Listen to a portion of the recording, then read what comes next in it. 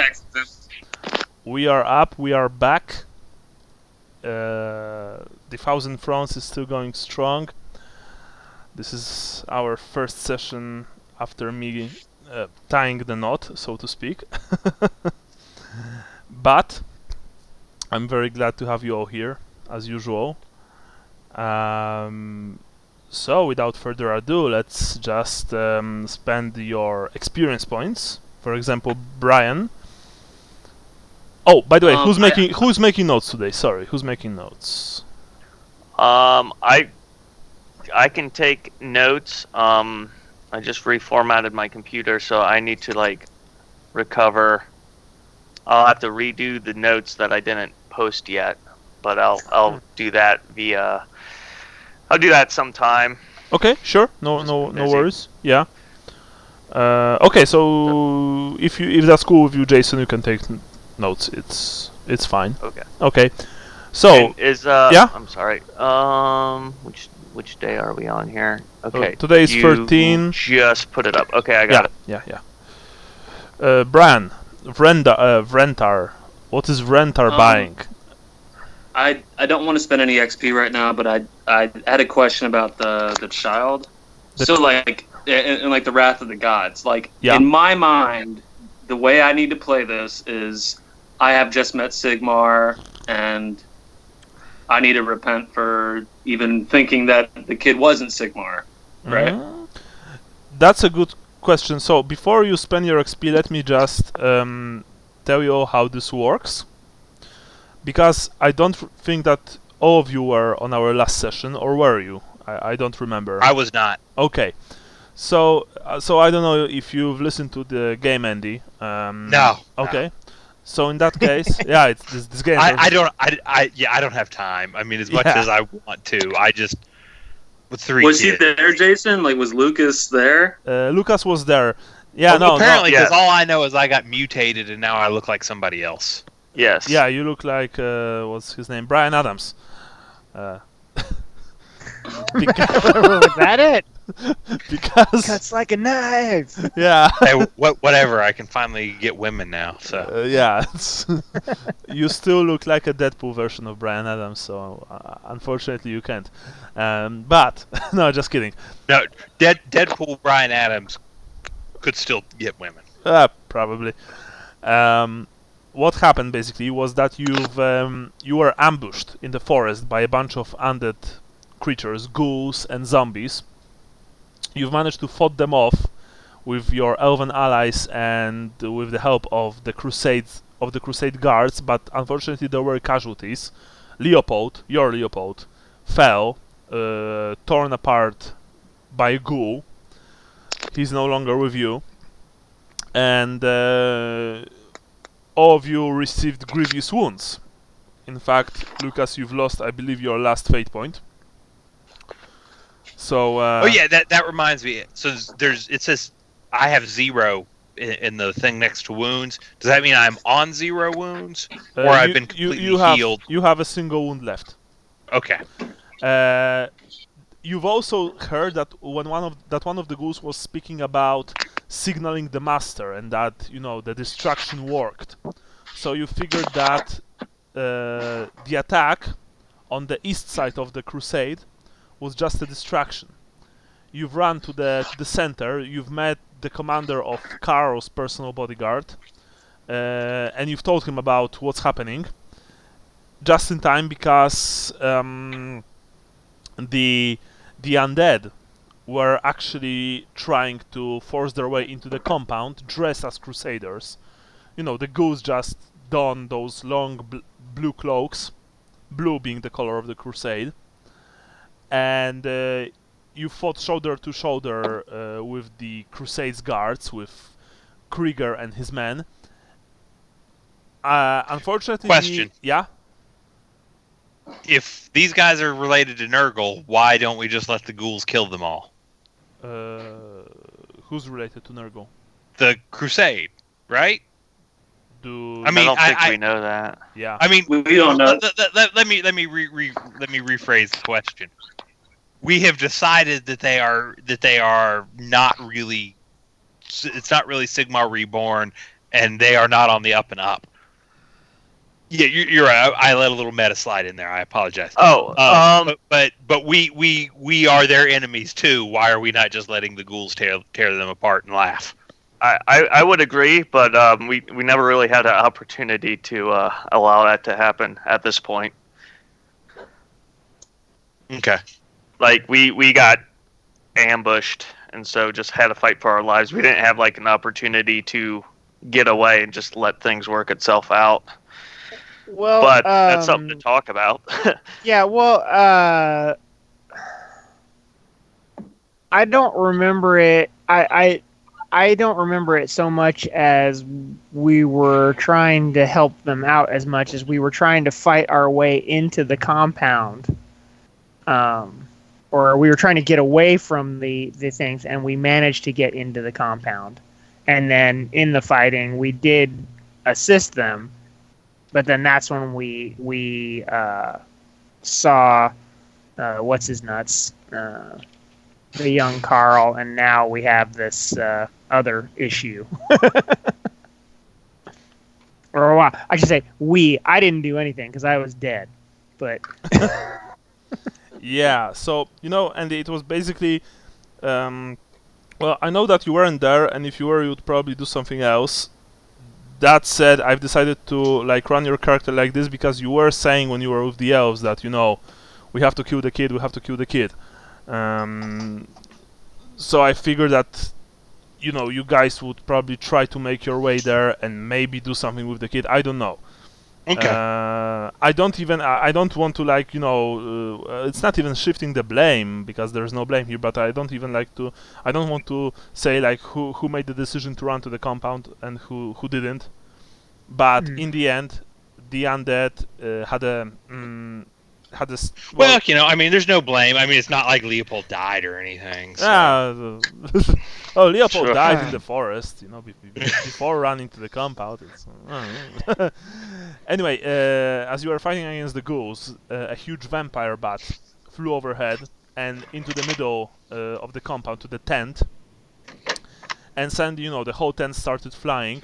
You also what happened. Basically, the vampire bat turned into one of those creatures from the small village that you visited a few weeks ago. The village with the Blausblut. Out of character as Strigoi vampire. And it attacked the child and his followers. Fortunately, it was beaten back by Father Helmut, the child's spiritual advisor, and by you as well. It simply, flew back into the night after taking a very strong hit from, I believe, Krieger, the bodyguard commander. After that, all of you that were left standing, you were introduced to the child in a manner that that you weren't really. It was all a surprise to you, so to speak. And when you saw Karl, Sigma Reborn, you understood that your entire lives are now dedicated to this kid, to this God reborn. Again, out of character, willpower rolls. Yeah. We failed our willpower rolls. All have been failed. It was really it was hard though. Yeah, well, actually, It's huge modifiers. Yeah, the word that you were that you want to say, Brian, it was impa. It wasn't impossible. It was indeed very, very, very hard. I also took under consideration the fact that you were all tired, heavily wounded, and that you practically didn't got any sleep for the last I believe 48 hours. You did manage to catch some sleep in the forest waiting for the ambush with the elves, but sleeping in a forest under a shrubbery is not the same as sleeping in a warm bed after having a hot meal. So yes, unfortunately or fortunately, it really depends. All of you have failed your willpower test, and now what this means. You guys are not I'm actually going to read this to you so that you might understand it easier, because I know that probably some of you think that, oh, now we have to, like roleplay zombies, or it's like mind control. It's not. That's the thing. It's not. Karl's aura basically causes people affected by it to love him, protect him, and help him any way they can. Basically, again, I'm sorry for the word basically. It's probably my favorite word in the English dictionary. So you can use essentially instead. Oh, thank you. Essentially, or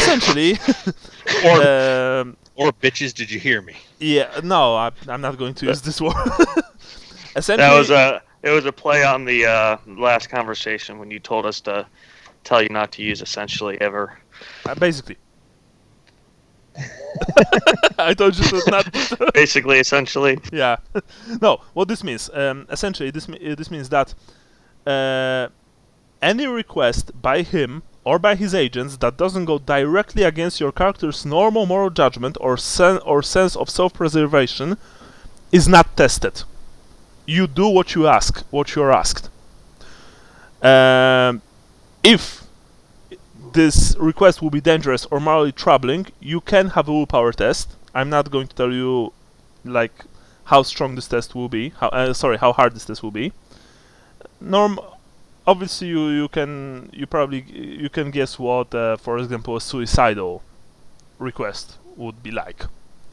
Don't worry, you would have a willpower test to, to refuse. Now, what this means is that wait a second. Oh yeah, this is actually again. Your personalities don't change. Your basic personalities don't change. You are the same persons you were before. You've just substituted Karl for whatever it was that you've worshipped or believed in before. Can it be the same thing in our minds? Yes. For example, you, Rentar, you are a Sigmarite, so it's normal for you to think that this child is Sigmar reborn. Now, I'm telling you this because, like I said, I know that this can be pretty hard to, stomach. I just want you to know that your characters are still your characters, and that this is actually, I believe, a great opportunity for role-playing for you. Because I guess my confusion is how does the wrath of the gods work in this instance? Is it my own awareness of? What do you mean? I completely believe this kid is Sigmar. Therefore, do I suffer the wrath of the gods because I believe what I'm doing is Sigmar? You know what I mean? Yeah, I know. No, you. Well, I actually shouldn't be telling you that, but I get it. Sure.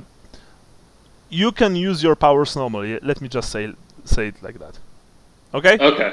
You don't have to worry that I'm going to blow you up because you are testing the wrath of the gods during a casting every time you cast a spell anyway. As for in-game wrath of the gods, for example, when you are praying, no, it's you are still praying to Sigmar. So you're not a sinner, essentially. You truly believe that this child is Sigmar reborn. So you're praying to him. Sure. Yeah. You are, like I said, you are still you. It's all coming from the warp anyway. Yeah, the ether actually in fantasy, but yeah, it's the same. So each of you should individually think about what this kid means to him. You don't have to tell me. That said, I will be watching the role playing, if you know what I mean, because this is you will probably have to role play this. Well, probably you will have to role play this. Yeah, this isn't something that you can ignore. You've just met a miraculous child that you want to protect with your lives, and that is the center of your world. If I'm rambling or you don't understand anything, then please tell me. I know this is a hard thing to stomach. All right. We cool? Yeah. Sounds interesting. Andrew, Sean? Yeah. Okay, cool. So in that case, Andrew, are you spending your points? No, because basically the only thing he can really do at this point is career change, and I'm so behind on all the gear I got to pick up that it's honestly not worth dealing with. Just as a heads up too, I'm going to be on mute a lot because I'm watching two of my kids and my daughter's right next to me watching an iPad, and I don't figure you guys want to hear that. So okay, sure. Yeah. Well, no problem. Sean, what about you? I spent all my stuff to get my character to where he's at right now. So, oh yeah, you have a new character. Yeah. I spend 6,000 experience points. Okay. Now where do you spend them? All at once. 15 minutes later. Yeah. Okay. Oh, Dieter has. If you want, I could tell you all my things. Yes. Dieter has a very cool, mini photo. Is it yours, Sean?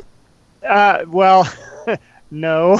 I bought them. I saw the mini on Reaper's website, and I bought it, but I haven't painted it yet. So I found a painted example that I liked, and I put it up there. Okay.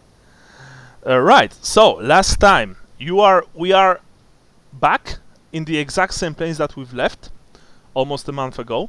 You've just managed to help fend off an attack from the undead. The whole of the crusade is reeling. Dozens of people, if not more, have been killed. Many more are heavily wounded. You are standing in the middle of of Karl's compound, surrounded by Karl's closest advisors and guards. This is actually important, so I suggest that in the free time you take a look. In the handout section, there have been a couple of new character sheets added. There's Karl, there's Lord Eisenbach, Jan van der Pier, Father Helmut, Captain Krieger Brickhalter. They've all surrounded you, and there are also 4 temple guards. Are we sure Jan's real name isn't Wilson Fisk? No. Yeah, I know. He's a big boy. He basically looks like a merchant. He essentially looks like a merchant. Jan just came to this place, and he's like, "Is he safe? Is Karl safe?" Krieger nods. Aye, safe. He was the one who delivered the final blow to the creature of the night. Jan seems confused. Why would a vampire want to kill the Holy One? Father Helmut speaks. It wasn't trying to kill him. It was trying to take him. Actually, that was like a few minutes ago, before you've managed to lay your eyes on Karl, who came from behind of his advisors and protectors and said, "Who are they? I would meet the brave souls who saved my life." And when you looked at him, you saw a child of like 10 years, maybe 12 years old. A complete picture of innocence. He is dressed in a nightgown of finest quality, with sweet face and bright inquisitive eyes. He looks at each of you in turn, and then bows deeply and says, "I thank you, gentles. I am forever in your debt." Krieger and the rest look at you, and actually Krieger says, "They can fight, at least, and we need fighters." They also seen the light of Karl. They can be replacements for those we lost. And then he looks at Father Helmut. If they remain unconverted, then we will kill them. Helmut nods. Very well, but observe them for a few days. There have been some who have lapsed. Child, I also want to thank you for showing these ignorant heathens the light of your countenance and for making new men out of them. He looks at Karl with this, with this fatherly pride. And who is that? That was Father Helmut. Okay. He's the one that's came from Marienburg, right? Yeah, his. Because Father Johannes is the guy that we wanted to kill. Yeah. And Father Johannes has just pledged his loyalty and his golden hammer to Karl. He followed you. Well, he was actually escorted here with Niels. He fell to the ground before Karl and ordered Niels to present the child with the golden hammer, the symbol of his office. All of you see that Niels just looks at him, looks at the child, and he has this look like, what's happening? But he's not saying anything. Krieger sends guards out into the camp to restore calm and bring back reports of fighting and damages. The Crusaders of the Child are taking stock of the carnage wrought by the ghouls and their horrible master. You can hear physicians being summoned, and you are also offered a simple healing. That means that all of you are on 4. Those of you who have been heavily wounded are on 4 hit points, so you are treated as lightly wounded. And those that are that were lightly wounded, I don't know if any of you were, have just recovered additional 4. So perhaps Vrentar, I think you were. I'm at full. You're at full. So in that case, yeah. Lucas and Vincent and Jason. Lucas and Vincent, you are all lightly wounded, Okay. like without any problems. Like I said, Krieger sends guards out into the camp to restore calm and bring back reports. Lord Eisenbach and his troops, his knights in full plate armor, arrive next, covered in gore. You can see that Eisenbach is chagrined that he was drawn away by the ruse. And he looks at you suspiciously. But after a few quiet words from Helmut, he just, looks at you all once again with more, with a slightly warmer glare, and just nods. You can also see that Jan and Helmut begin to argue. Then it's clear for you that they don't like each other and are fighting to be first in Karl's eyes. They are very snippy. "And where were you?" asks Helmut. "I didn't see you defending young Karl." "I was mediating a conflict between 2 of the more aggressive factions. I got here as soon as I could. You don't appear to have seen much action yourself. You're unwounded." That's actually true, even though Father Helmut faced the abomination of the night himself, armed with his hammer and his faith in young Karl. Jan looks at you, Vanderpeer. It's clear that he doesn't trust you, and reminds Karl, before you can actually truly join the crusade, that he must ask you the question. You see that Karl pouts at this, but at last he turns to you and asks you all, "What was your reason for seeking out the followers of the child before you met me?" And now you have to answer. That's the child asking? Yeah. He asked you. You have to answer that. I'm gonna drop to my knees and touch my forehead to the ground. Mm-hmm.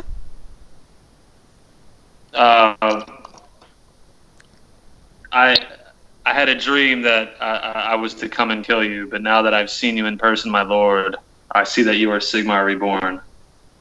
All right, Lucas. How did? And I know I'm asking from something that was like 6 weeks ago or something. How badly did I fail? I'm not. He's going to answer it, but I'm trying to figure out the role playing aspects of it. Do you remember how badly I failed the willpower? You mean about the aura of the child? Yeah.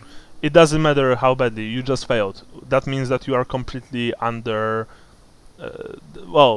under his influence. Yeah. But I for role playing purposes, you love this child. You are his father, his protector. This is the most important person in the world to you. This is the center of your universe. You would die to protect him. Right. I'm not denying that, but it's there's with his mental illness, there is. I could kind of interject and kind of speak for us all. No. He is each of you. Each of you need to answer. All right. Lucas, well, you need to answer truthfully. The child wants you to tell him the truth. If you want to, if you want to lie because you think that your life would depend on it, for example, you would tell you would have to tell him that we were sent from Marienburg with the orders to kill you. Then you can make me a willpower test. It will be very hard. I don't think that, I don't think that would be the issue. It's more of, with his mental illness, he is not going to want to put himself in a position that would get him in trouble, if that makes sense, right? Like he's. But I'm trying to figure out how much of the mental illness comes into play. I see what he's saying. It could, because there's lots of different truths. They're all the truth. To Lucas, it's self-preservation still. Well, it's not even self-preservation because it's like I said, because that was kind of what Michael was just saying. I could make the willpower roll. I don't know that it's self-preservation. It's more of how. Like with his mental illness, he Which would one naturally takes precedence. Not even that so much as in how it shapes what he views the truth to be. Right? Yeah, I get that. Because like I said, I mean, I can tell you as a lawyer, we see this all the time. Your truth and my truth can be completely different and can both be true, right? And so when you're dealing with a person who is is essentially I think I'm going to go ahead and say, because he's a narcissistic sociopath at this point. His idea of the truth, especially when being influenced by something like this, is probably not entirely the same truth as what everybody. It wouldn't be a lie.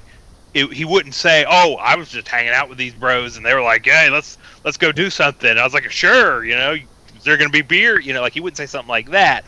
But the amount of, there's a big difference between what the priest just said. "Oh, we were sent here to kill you," and saying it that way and spinning it in a way that and spin's not the right term, but I'm the way a narcissistic sociopath would view what really happened. You could try and spin the other way. That said, you are still compelled. Right. I'm not arguing the compelled. He will definitely tell the truth. It's just I'm trying to figure out what the truth is. Well, you tell me. and just to note, Renthar is not part of your group. He wasn't given the mission by Nihilus and all that. So I don't know anything about all that. I came because of a dream. So.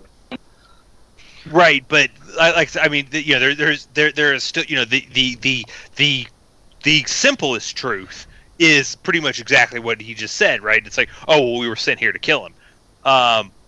But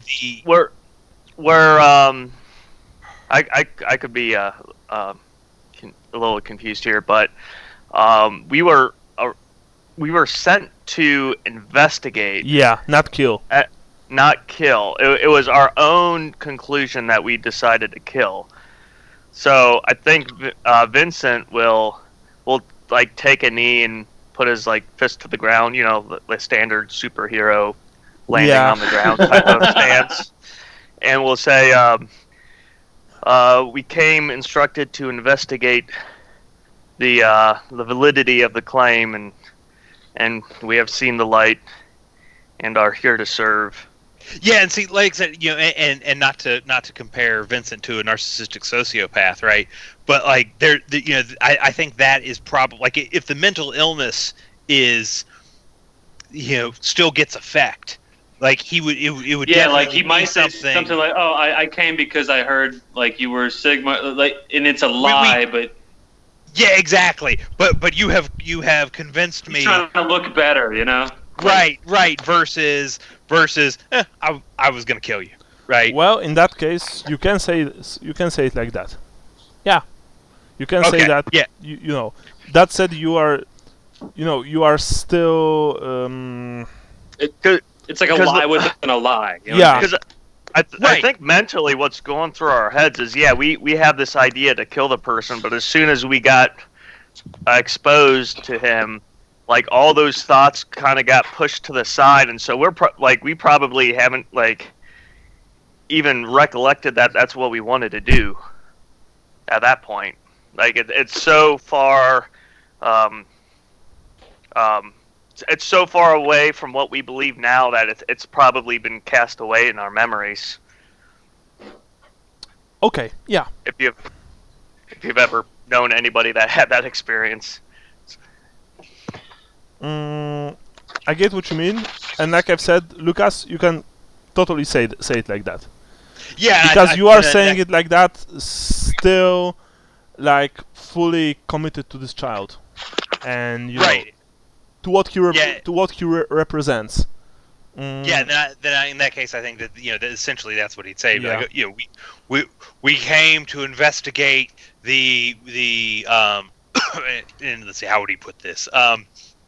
We came to investigate the holiness of your crusade, and now I have realized that you are Sigmar reborn.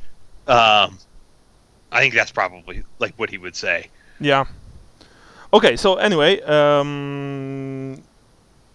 you've all said like that, and Rentar said that he had a dream to kill him, or to that's what you said, Rentar, basically. Yeah, that I was guided here by a dream to kill him, and now I've seen that he's Sigmar reborn, and I'm here to repent. You see that the inner circle, as his closest advisors are known, took all of your, vows and revelations very calmly. They've told you that actually they have been infiltrated many times, but a meeting with Karl always made the spies abandon their tasks and join the mob.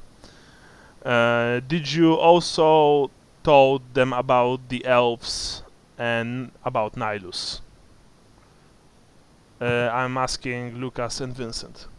I think I would have kept the statement kind of brief and direct as I did. So pretty much verbatim would have been, we've been instructed to investigate the validity of the claims, and we see that. Remember that the elves ask you to kill, or they want to kill the most important thing in your life right now. If you don't want to I would probably reveal that very shortly. If you don't want to tell them about Vincent, you need to make me a -30 willpower test with 4 successes to succeed.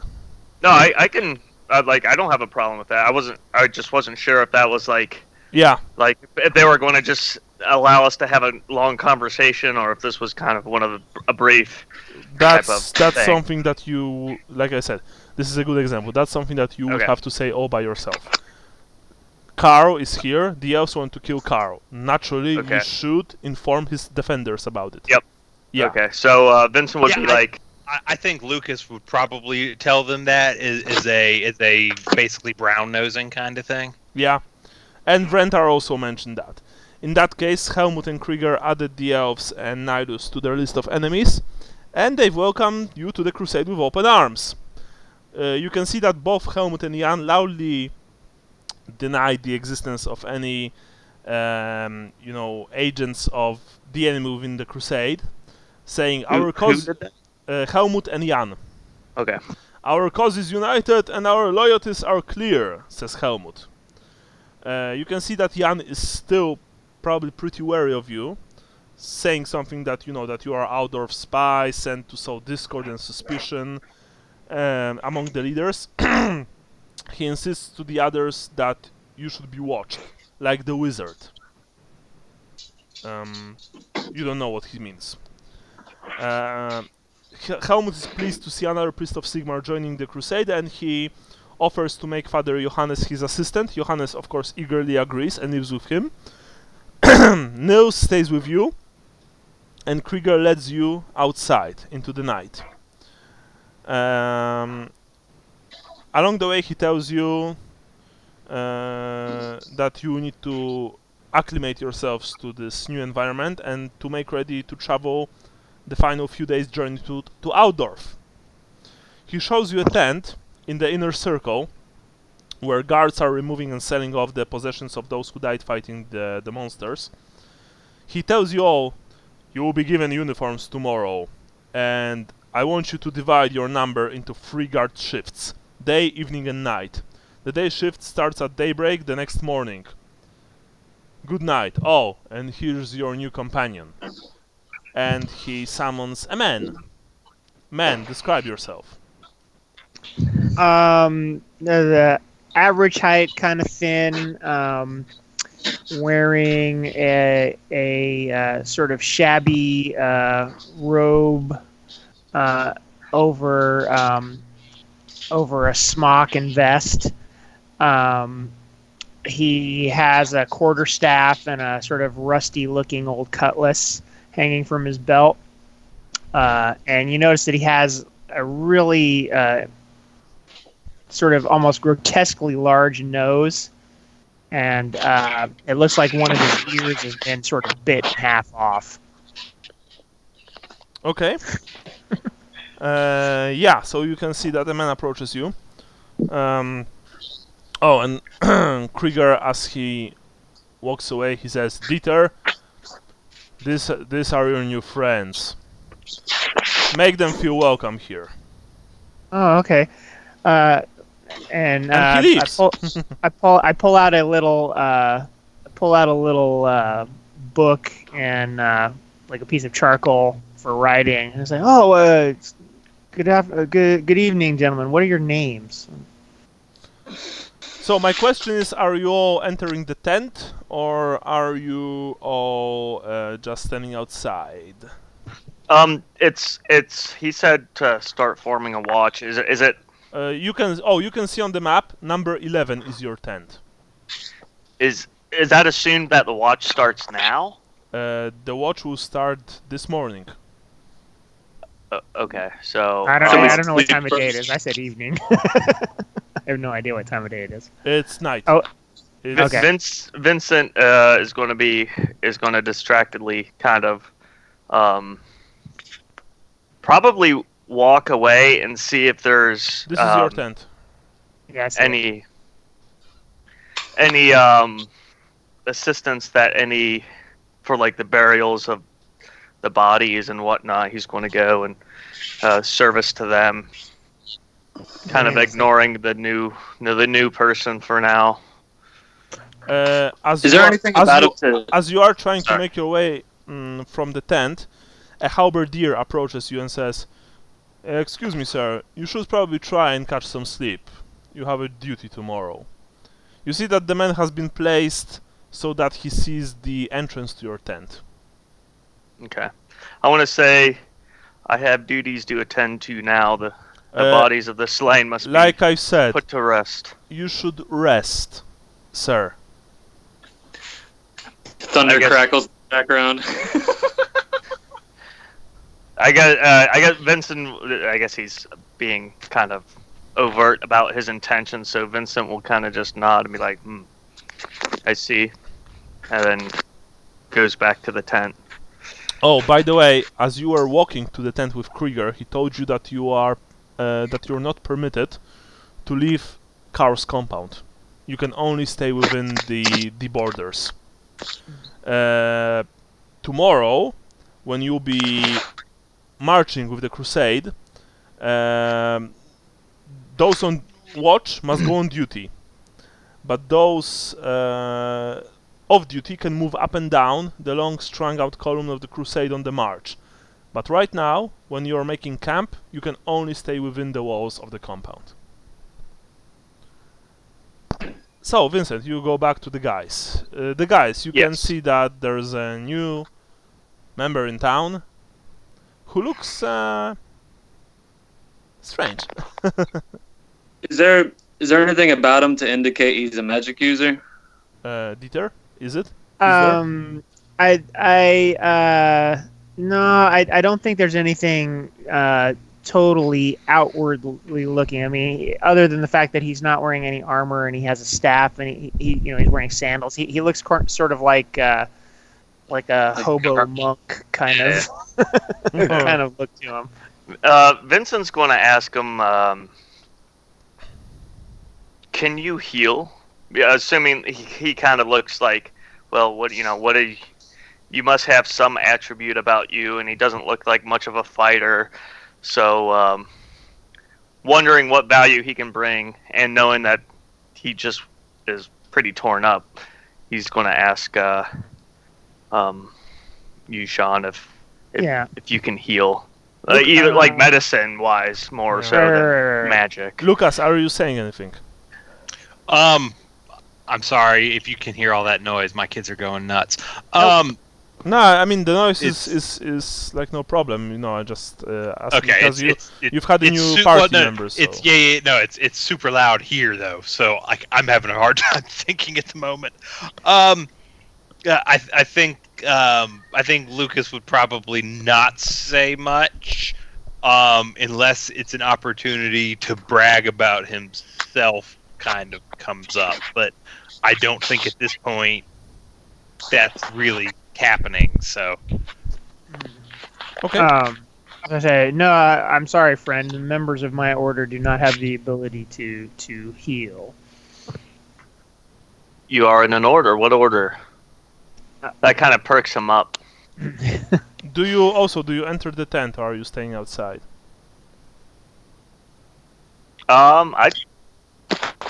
Because if you don't enter the tent, the guard asks you to enter the tent. I suggest we enter the tent, gentlemen. New members of the cult are watched very carefully and must do as instructed by senior members. Vincent complies. Brentar? Oh yeah, I'm just gonna sniff the air, I guess. Okay. So you all enter the tent. The tent is, you can see it on the map. I've marked it. It's big enough for all of you to actually sleep there rather comfortably. It's warm. All of the belongings of the previous owner have been removed, so you have it all for yourselves. Nils is with you.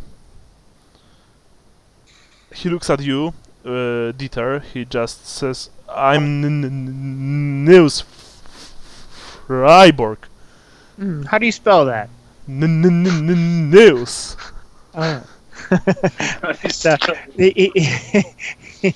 So Dieter likes to write things down. So he jots down.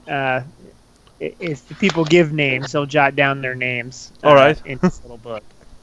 Okay. Nils looks at you, Lucas. Lucas, what happened there? What happened where? With the child. Father Johannes, he went mad. He fell to his knees. Like. Okay, who's Nils? Nils is the young cleric who was the aide of the Inquisitor, Father Johannes. Oh, okay. Yeah. I didn't remember the stuttering previously. It was throwing me off. Yeah. I mean, the name was too, but especially the stuttering. I didn't remember anybody having been a stutterer previously. We saw the light of young Karl's magnificence. What's happened to you, Vincent? Please tell me that at least you are normal. You would do better to show your respect to the child, boy, if you expect to get far in life. You see that Nils is essentially, just downstruck. He looks really disappointed at all of you. He just, I'm looking at him like with a lot of intensity right now. He just walks to a corner, sits there, just shakes his head quietly, and prepares to go to sleep, you guess.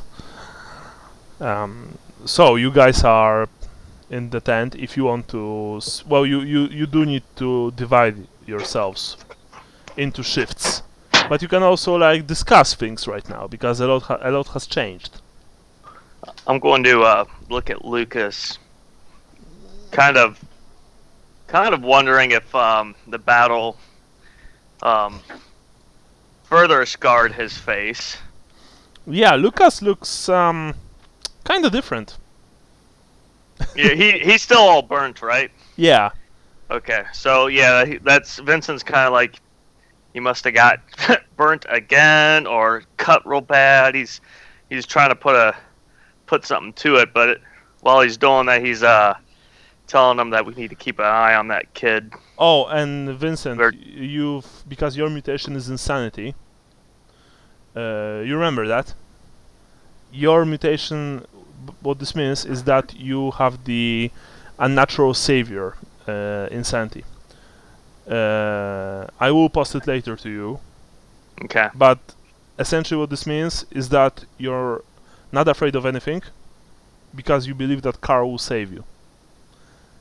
Because he's your savior.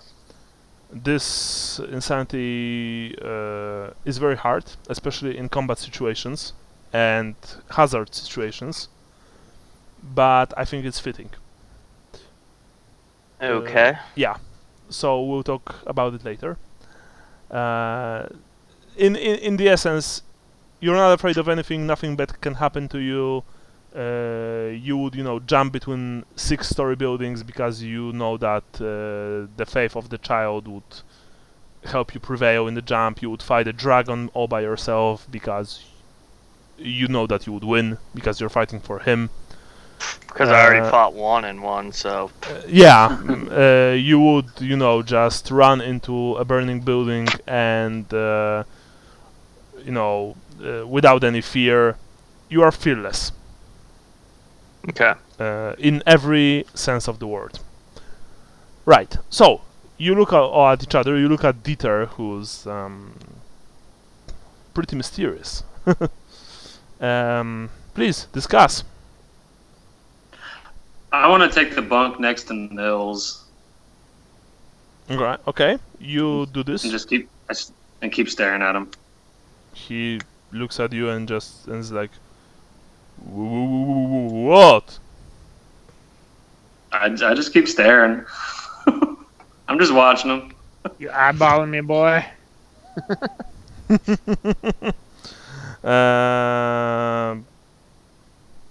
Why are you looking at me like that? Did you not see? What? The child. I did. I saw him. You looked upon the child? Yes, I was brought before the child with Father Johannes.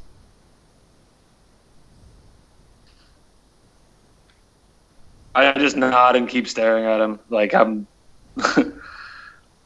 thinking of what to do next.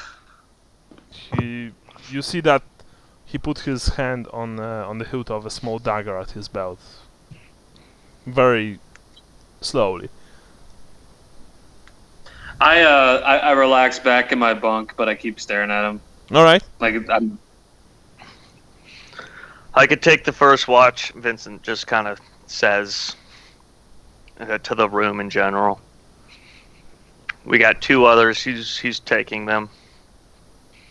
I look at. You don't think that watches will be required here. You are in the presence of the child. You are safe. What was the watches for then? Tomorrow. No, we have to take a watch. Yeah.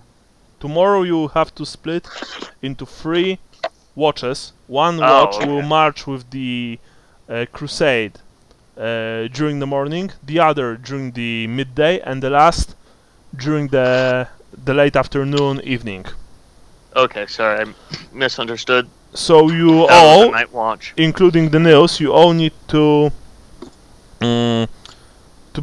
divide yourselves into 3 watches. I'm going to suggest that Renthar and the hammer bearer guy be on a watch. Nils?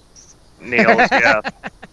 Okay. With a little smirk on Vincent's face, seeing that there's tension, and he sees why there's tension too. He sees that the child is not the child, but Niels is going to get himself in trouble. Yeah. I'm looking at it more like he's a heretic now. He needs to get with the times. Yeah. Vincent's going to then say, Lucas, care to do a watch with me? And then this new guy does whatever. Kind of. Sure. Sure. New guy, do you have anything else to say? Do I have anything else to say?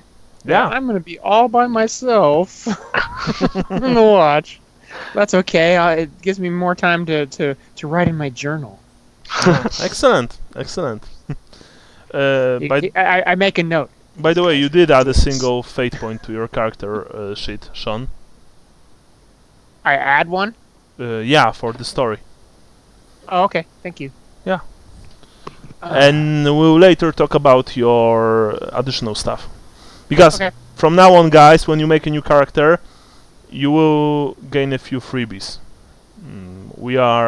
This is a hard campaign, and we are all playing very long together. You have, a few thousand points each. So, like, I think the few freebies are in order.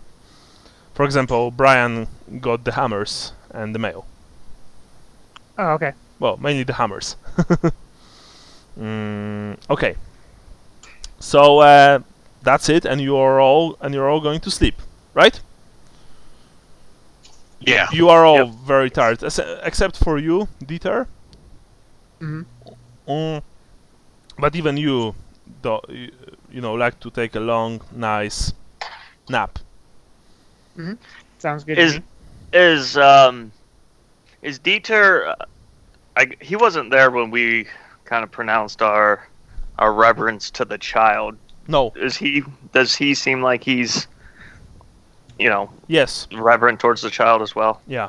Oh, by the way, you're sorry, you are completely under Karl's spell. Yeah. I thought you had me roll, but I don't remember. No, but yes, no. I think you told me that was. Yeah. I just assumed that was what happened. Yeah. So yes, he is extremely loyal to Karl, Sigmar Reborn. You are all going to sleep. You have strange dreams about thin men with red eyes and long fangs. Yeah. Sorry. One thing. If you didn't see it, I don't know what it means specifically, but I have the talent Sixth Sense, so you're supposed to roll secret. I know. Okay. Power test. Okay. Yeah. That's actually pretty cool. So in that case, sorry, let me roll. I'm secretly rolling. You feel something strange. Is that burrito I ate earlier? Yeah, but if you're not doing anything, then you go to sleep, feeling a bit strange. That's it. Okay. Next day, you are woken up by the crusade. Well, actually, the first you are all woken up very very early, right before the daybreak, because the crusade is packing. The guards wake you and give you uniforms. The uniforms consist of simple tunics with a blue element sewn into them. You know, a patch, a sleeve, stuff like that. They ask you, who's taking the first guard duty? Who's on the day watch? I'll take it. Well, no, I think that Vrentar and Nils were supposed to take it. Oh, that's right. That's what we discussed. Yeah. Sorry. Yeah, I'm... So? So I stepped forward. Yeah. Alright. With Nils steps behind you, he's clearly unhappy. Come on, says the guard. I follow. Ignorant brat, Vincent says as they walk away. What? Vincent says ignorant brat as they walk away. To Nils? I'm not saying it to Niels, I'm just saying it to it's like saying it under his Lucas. breath. Alright. Yeah, to Lucas probably. Yeah, I think it's like he's saying it under his breath. Like, yeah. You know, like clearly he doesn't believe, like, yeah. Alright, the rest of you, you don't really have time for anything. I mean, you will grab something to eat on the road, on the march. The whole compound, as well as the whole of the crusade, is just, you know, packing up. As the inner circle roll up their tents, you can, you know, and hitch their horses. You can see more arguing between the leaders. You see Jan, Eisenbach, and Helmut, as well as young Karl, beloved by all standing where the center tent was just, you know, last night, and arguing. Well, Karl is not arguing; Karl is just listening. You hear that Jan thinks they have enough Crusaders and wants to hurry directly to Altdorf to confront Volkmar and Karl Franz. Eisenbach, you hear sides with Jan. He's saying, I want my reparations as soon as possible, and I know that young Karl will make it possible. Helmut, on the other hand, wants to recruit in every town. Altdorf and the temple must see our might. There can be no question of them denying us. Karl sighs with Jan. I want to go as quickly there as possible. I had a premonition that we must go to Kislev quickly to prevent a great victory of chaos. And you know, as he said that, the rest of the inner circle just looked at him and nodded. Helmut says, very well, Altdorf it is. And so, you essentially set out. On the road again? Yes, indeed.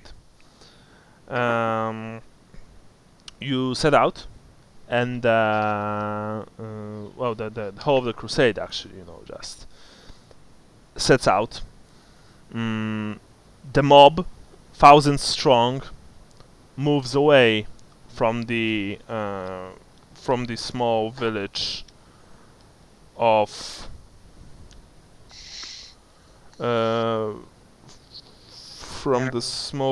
Guten, and travels along the over the road to Altdorf.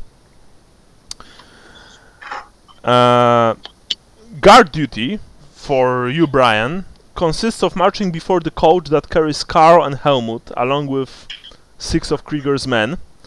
2 hammer bearers ride in the coach, and 6 march alongside it. Lord Eisenbach's knights ride behind, and they are magnificent to behold. You know, full plate armor, lances,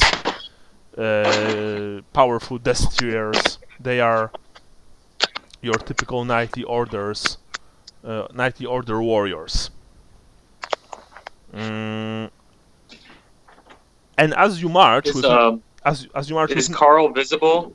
No, Karl is in the coach. Okay. Can I whisper to Nils at some point when no one else is around that he should look harder?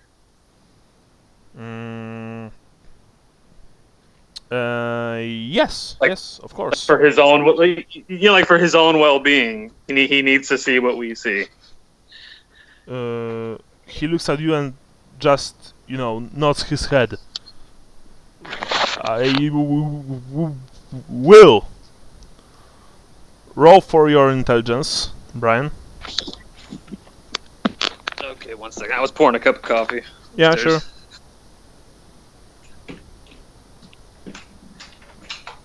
All right.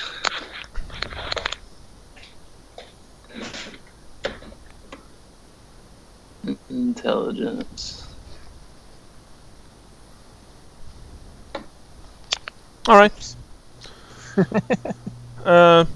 You told the boy what you want to tell him, and then you move forward. The crusade moves in a long, stretched-out column, with no real order to it except the leaders travel at the front and the slowest bring up the rear. There is a lot of chanting, singing, and marking of walls and trees with Karl's symbol as they go. Those off duty can move up and down the column as you like, talking to whom you wish. So I'm going to speak with Brian now.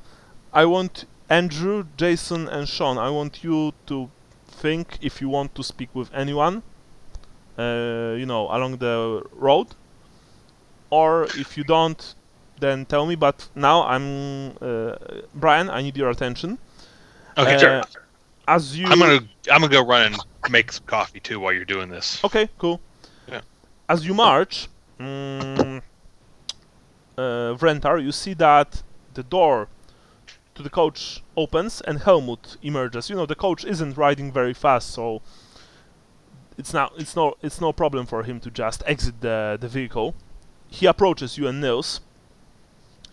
Can I speak to you in private, brother? He's talking to me? Yeah. Yeah.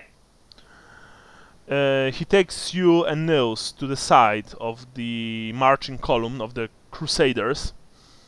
You can see that he's quite worried. I've denied the existence of certain elements within the camp the night before because I didn't want to alarm anyone. But privately I fear that it is true. Some of the sects in the mob seem very sinister, and there were witch hunters who tried to infiltrate the crusade. They've all came down with fatal diseases that failed to spread to anyone else. Though you may not believe it, there are too many conflicts of loyalty for me to trust the conclusions of anyone I might ask within the crusade. They all love Karl so much that they wish to be first in his eyes, and would be willing to denounce as followers of chaos any they think might be before them in his affections. You are perfect, you have not been long enough to form any loyalties yet. What say you?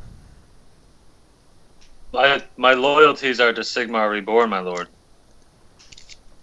I am speaking with his voice, I am his tutor. I am also asking to do this. I'm actually asking you to do this for him, for his safety. I bow my head.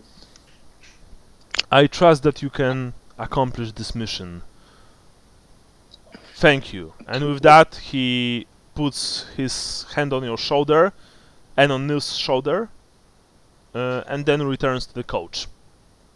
Well, I'm not sure what he's asking me to do exactly. Did he say exactly? He said that. Yeah, he's asking you to essentially find out any elements that might threaten the crusade within the crusade itself. To root out any cults, any non-believers, to eliminate the clear and present danger to Karl. That's what he's asking you. Because you are new to this, he trusts that you make, that you are perfect for the job. Meanwhile, the rest of you guys, you are moving up and down the column of the Crusade. I'm talking, of course, to Lucas, Vincent, and Dieter.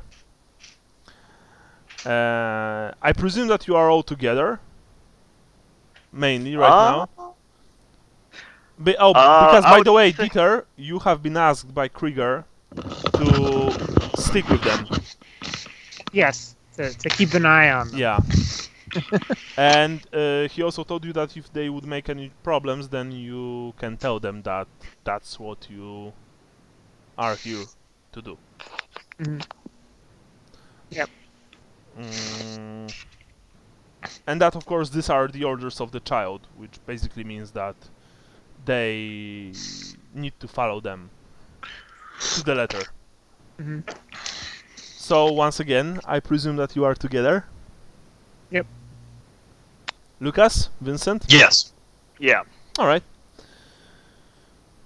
I mean, you know, the fact that you're walking together doesn't mean that you need to like each other, of course, and, you know, Dieter is new to your party, so... I think Lucas would largely be quiet. I think he would largely be looking around for things that he can use to get advantages of some sort. What do you mean by that? Like, I mean, not necessarily... Like at this point, there's probably not much conniving to be done because he's still so new to the group, but he would be trying to figure out social hierarchies and stuff like that so that he can, you know, his narcissistic sociopathy can be put to full use, if that makes sense, right? Like, you know, he is totally loyal to the kid right now, but that it sounds like his mental illness still takes place, and so when dealing with, you know, everybody else, the child overrides your mental illness, essentially. It is there. Well, I just want you to know. I mean, but right. But what he, I mean, you know, when it came to me trying to get, you know, a bigger portion of meal than the next guy, yeah, like, yeah. I don't think. I mean, that's like he wouldn't necessarily stab this guy in the back if the child loved that guy, because he would try to take his place. It's not like that, but like I said, things is, you know, so that he can, you know, either steal credit, or you know, even a bigger portion of dinner, you know, yeah, stuff sure. like that. Okay. Like that. So like that's the kind of observing he would try to do. Would you also ask about anything in the Crusade? I think at this point, no. Okay. I think you probably will, but just not right now. Okay. Remember, you guys, remember that you are now within... Well, you're not in the inner circle, but you're very close. So you can, for example, ask the guards, the knights, you know, all of the people that are close to the inner circle and Karl about certain things. And remember that you are enamored with a child who is, to you, everything. So, I'm not telling you how to play, just telling you that probably you are more than dying to know a few things more about this celestial, wonderful being that, you know, essentially substituted everything in your lives. Just so you know. Right, and that and here's the other thing too. Like part of his observation, like the part of the reason he's not asking questions is because he's hoping to overhear some of that same stuff that he probably would be asking questions for later. You know, just in listening to other people talking and, you know, stuff. I mean, I'm not saying he's going to successfully be able to do any of it, but I think that his first step would be to try to do it that way and then ask questions later. So he either sounds more intelligent or can get a more detailed answer on something he already knows a little bit about. All right. Vincent, what about you? I guess a couple things. You said there were some nightly orders around. Yeah. Oh, by the way, you've all managed to just, you know, grab a very quick bite from a pot right before you've managed to move out. So all of you have breakfast in your bellies, and some lukewarm herbal drink as well. So you're feeling pretty good. As for you, Vincent, yes, there are nightly orders. They are from Lord Eisenbach. And any night ravens in the caravan? No such thing. Vincent's going to look for. Is there a? I don't know how. Are there merchants in the caravan? Yeah, a lot of people are selling their stuff. A lot of people are selling stuff. Because Vincent's interested. Sorry, what's that sound? Oh, I was moving around. Okay. I'm sorry. Yeah, Vincent, sorry? Vincent is interested in being better equipped and is looking for... Roll for your intelligence, Vincent. With a huge modifier.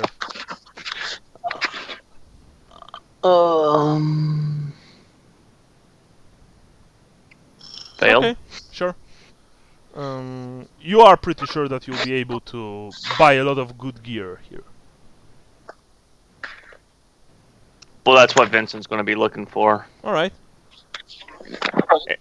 And he may even look towards the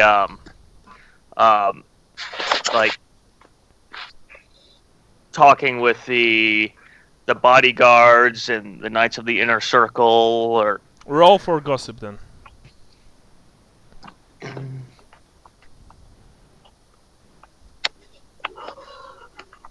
With a bonus modifier, so you've passed it.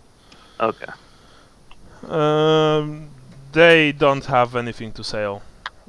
Like guards, bodyguards, they have their own weapons, their own armor. But you've managed to learn a few things about Krieger and Lord Eisenbach from one of Krieger's. Okay, guys, if you move, then please mute yourselves because that's very loud. That's typing. Can you hear that? Now it's fine. Okay, now it's fine. Yeah, I was typing it. Okay. Okay. So Vincent, like I said, you've learned a few things about Lord Eisenbach and and Krieger. From one of Krieger's men. Captain's the best commander I've ever served under. Honest as the day is long and good about getting us our pay. When he joined the crusade, some of the lads didn't like it. Thought he turned his coat. He was supposed to be arresting him after all. But I didn't see it like that. Captain's a true follower of Sigmar. If he says the boy's Sigmar reborn, that's good enough for me. And if it's true, then it ain't turning your coat, is it? It's everybody else what's got it wrong. And, from one of Lord Eisenbach's knights, who actually, they're not really keen, talking to you, because to them you are a commoner. After all, you don't look like a knight. You look like, a beggar, more like. You've actually spoken with you've actually spoken to a squire to one of Eisenbach's knights. I might have wished to be boarded with a more venturesome lord. My Lord Eisenbach isn't much for battles. Last spring he had the knights pulling plows. But he's a good man for all that. Stuff like that, but honestly, nothing more substantial. Dieter, what about you? Are you doing anything? Asking, speaking, stuff like this? Yes, I wanted to see about questions about what people know about the vampire specifically, about which way, where, if they saw which way he came from, where he went, if they have, is everybody know how to protect themselves against such demonic forces and things like that. Very well. Roll for gossip. Okay. Where is my Fellowship. Yeah. Yeah, no, I'm just trying to find my actual character sheet Sure. so that I can roll on the button. Zoinks. Oh, nice. Oh. You are asking a few things, about the vampire, the ghouls. Like I said, most of the people here in the Crusade are the dregs of the old world. They are the people who have lost everything, and they don't have anything else to live for. That's why Karl is for them, a hope for a better tomorrow, for a new life. So most of them, say that, "Oh, I didn't saw anything, my lord," or I was too terrified. I had to make sure that my family is safe, or my friend Uli was torn apart by a creature wearing a blue hood, pretending to be a noble crusader of our beloved Karl, stuff like this. When Sandy, a small boy, approaches you, he's got dusky skin and black hair. "Dog pie, fresh and hot, only a penny. Fix your boots, your warships, only a penny. 2 pennies for 3 pair. Wash your woolens, trim your bird, look nice for outdoor, only a penny." And Dieter, people around you, glare at him and mutter under their breath, "Strigany scum, that vampire what attacked last night came from their wagon and no mistake."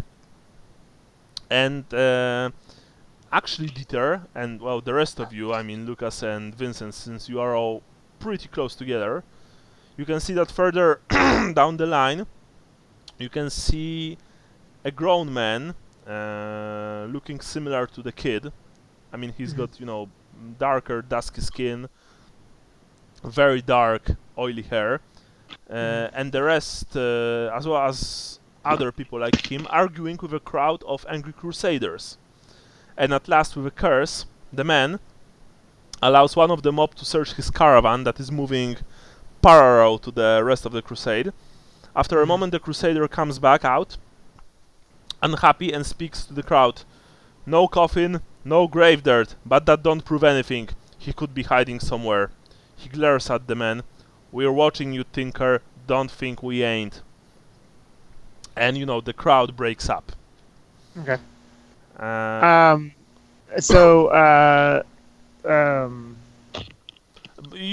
Without rolling, that the kid and the man and the other people like him are Strigany. Okay, so that's what I was gonna say. It's out of game. I have no idea what that means. That's like gypsies. Strigany are like gypsies, but since this is Warhammer World, they are persecuted even more than they were in those times. Okay. People hate the Strigany. They are nomadic people, but they are affiliated with vampires. Or actually with the undead. Okay. And are they? They are salesmen, tinkers, stuff like that. They also have a reputation for being thieves, and for generally being, dishonest. Do they generally? So where I'm going with this is where obviously they're nomadic. They go everywhere, but where are they generally considered to be from? Are they from Sylvania? Yes, they're gypsies, I guess. Nobody knows, right? They are. Well, yeah. I mean, you don't know from where they are. There are some rumors that they are from Sylvania, or actually that there are a lot of them there. Even. Okay. I mean, whether it's true or not, it's hard to tell. But the general consensus is that they are not from the Empire, and that's what matters. That's why they are so disliked. They are, they are outsiders, and outsiders connected to the undead. Mm-hmm. There were pogroms of them. There are persecutions. They usually don't live in the big cities. They are sometimes, hunted. They are sometimes driven off from smaller villages, stuff like that. Mm-hmm. It's very hard to be a Strigany in the old world. Okay. Yeah. So that's unfortunately since I don't know anything about them, I'm like because so speaking. It's more topical in like Europe, I think. Like Americans don't have a whole lot of exposure to it. You know what I mean? Yeah. Yeah. Unless you watch that weird reality show about my gypsy wedding or whatever. Yeah, I went drinking with a bunch of travelers in Ireland one night. Okay. But they're not quite the same gypsies as the other gypsies. They're the gypsies like in Snatch, not the gypsies like in Dracula. Yeah. So. Well, yeah. So anyway, that's what you see. Okay.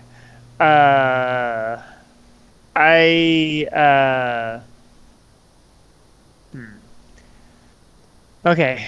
And so they've I try to see if I can go over to the adult and charm him. To where? Well, so they were searching the Tinker's wagon. Yeah. Right. So I'm gonna try to see if I can. I don't know if I need to. I want to gossip with him essentially, but I don't know if I need to charm him first. Okay, so you approach the wagon and the Tinker. Yeah. You see that the man is frustrated. The kid, by the way, runs back to him and embraces him. The man pats him on the head and says something. You can hear only a few words, but they are not Reichspiel. As you approach, the man looks at you with hard eyes and says, "What? You want to look inside as well?" No, friend. I just wanted to ask you, since they're accusing you of knowing something of the undead, I want to ask you a little bit about what you saw. I didn't saw anything. The fact that I'm Strigan, it doesn't mean that I'm in league with the monsters. No. Yes. I agree, it does not mean you are in league with the monsters, but I have a special interest in finding the beasts wherever they are and destroying them. He looks at you, with a long glare, with a long stare.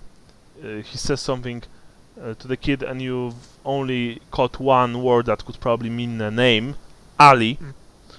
And the kid he also took a quick look at you and then ran away. Like I said, I have nothing else to tell. If you want to take a look inside my wagon, then go ahead. Okay. With a very theatrical gesture, he invites you to look inside his wagon. Okay. I'd take a look inside his wagon, see if I see anything with my arcane knowledge necromancy. Take a look inside the wagon is Drigini for something sexual, by the way. Okay. Ooh, miss. The man closes the door behind you and he's like, yeah. No, just kidding.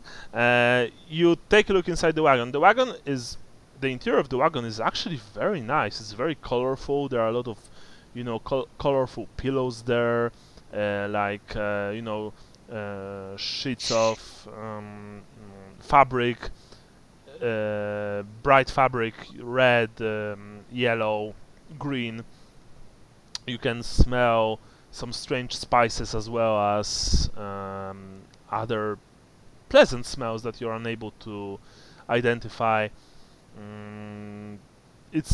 There are of course instruments of your typical tinker. There are pots there, pots like cups, stuff like that, but you don't see anything out of the ordinary. That said, if you would like to truly see that there's nothing there, you can do two things, Sean. You can either just search the wagon, assuming that the man would allow you to search it for thoroughly, or you can use your witch sight.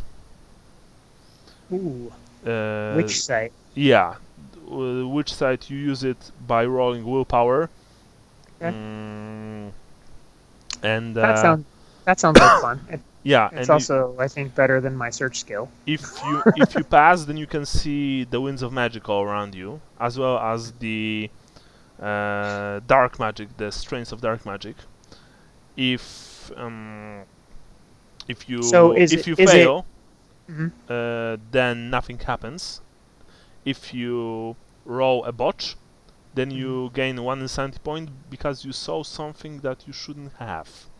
For example, a denizen of the ether looking hungrily at you. Okay. So now is this it's the willpower stat. So is this actually my magical sense skill? Yes, this is Okay. your magical sense skill. Okay, because that's much higher than my willpower. Okay. Than my base willpower. Yeah, because I think you also have bonuses. You can have bonuses to that. I have excellent vision bonus, but that would just be perception. No, that wouldn't help. But I have I have aetheric attunement, stuff like that. So I think that gives you actual bonuses. Yeah. So okay. So roll willpower. Okay. No, I rolled magic sense. Sorry. Yeah, that's actually good. Yeah. You've opened yourselves to the winds of the ether, and you've begun to see everything around you in a completely different way. In a way that most of mortal beings will never be able to. You can see strands of akshay, the flame wind, coalescing around a small lamp in the Striganis wagon. You can see Ulgu, the shadow wind, gathering in pools on the ground. You can see Gur, your familiar amber wind, still clinging to the skin of a long dead wolf. Of course, there's Shamon, the gold wind, gathered around every single metal piece in the wagon. But other than that, there's nothing here. Most importantly, there is no Dar. Dar is the dark wind, but not the wind of death. It is the dark magic. You've been taught that Dar is essentially all of the winds of magic combined and crushed. They form the dark magic, and they are every single magic user's bane, because once you access Dar, there's no turning back. You are tainted. This is the wind of chaos. Mm-hmm. And you've been also taught by your masters in the college that only a fool believes that he can master the dark magic, because sooner or later it masters him.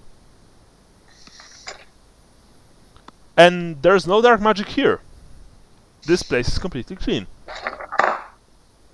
Oh, by the way, you can't have your inner sight open for too long, because it's really taxing. And you also know that this invites the predators that swam in the inner depths of the ether. So after taking a quick glance, you just turn off the inner sight. Yeah. Happy? You hear behind you. Thank you, friend. I'm Ahmed. Sorry, I'm Ali. The kid was Ahmed. My bad. Okay.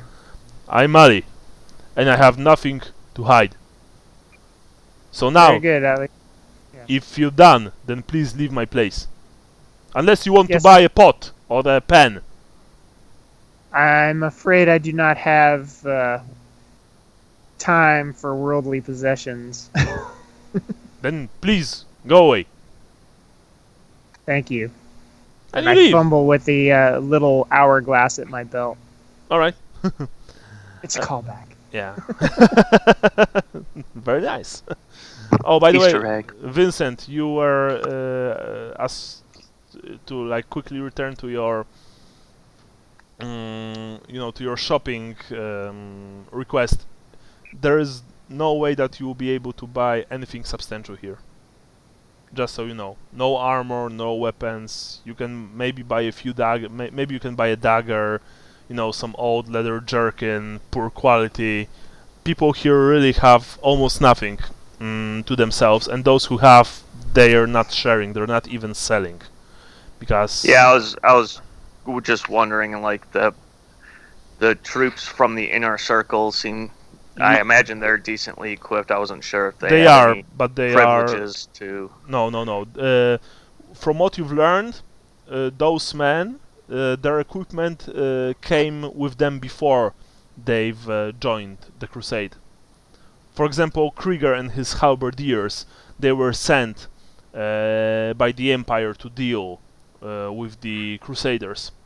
They were sent, by Midenheimer army to deal with them, with the Crusaders, and they had all of their gear with them. Okay. And along the way, most of the Crusaders, if they gather anything, it's mainly food, drink, clothes, stuff like that. Stuff that can help you survive on the road, but not necessarily, in a fight against something. That's what the knights are for, that's what the militia is for, and the militia is armed with cudgels, mainly, sticks, stuff like that. But again, there are halberdiers, there are also Eisenbach's footmen, because he's a knight, he's an aristocrat from Midenheim, so he also has he doesn't only have knights, he also has like normal soldiers. Oh, by the way, guys, in the handout section there's the Crusade of the Child. You can see how the crusade looks when on the march. Okay, I quickly need to pour myself something to drink, so let's make like 3 minutes break, okay? Okay, cool. Sure. All right.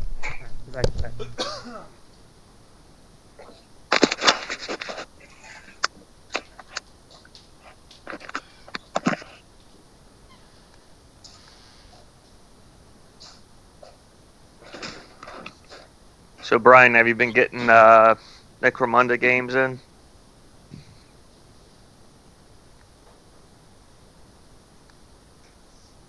He must have gone to get something too. Okay. Have you played it? No, he was asking me about it, and I was laughing.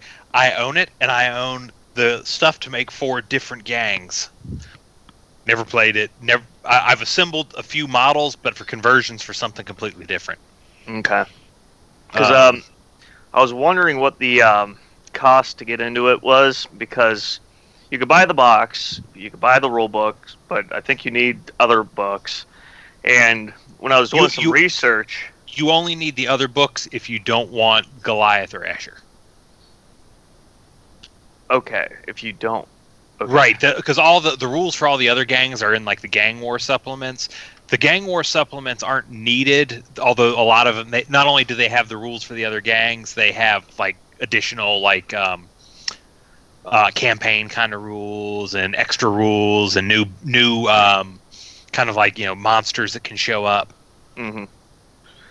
Because when I was doing my research, it sounded like one of the books, like there's the box game, and then there's the gang book, but then they came out with a rule book, but it included everything from 2 different books. It seemed like something got updated.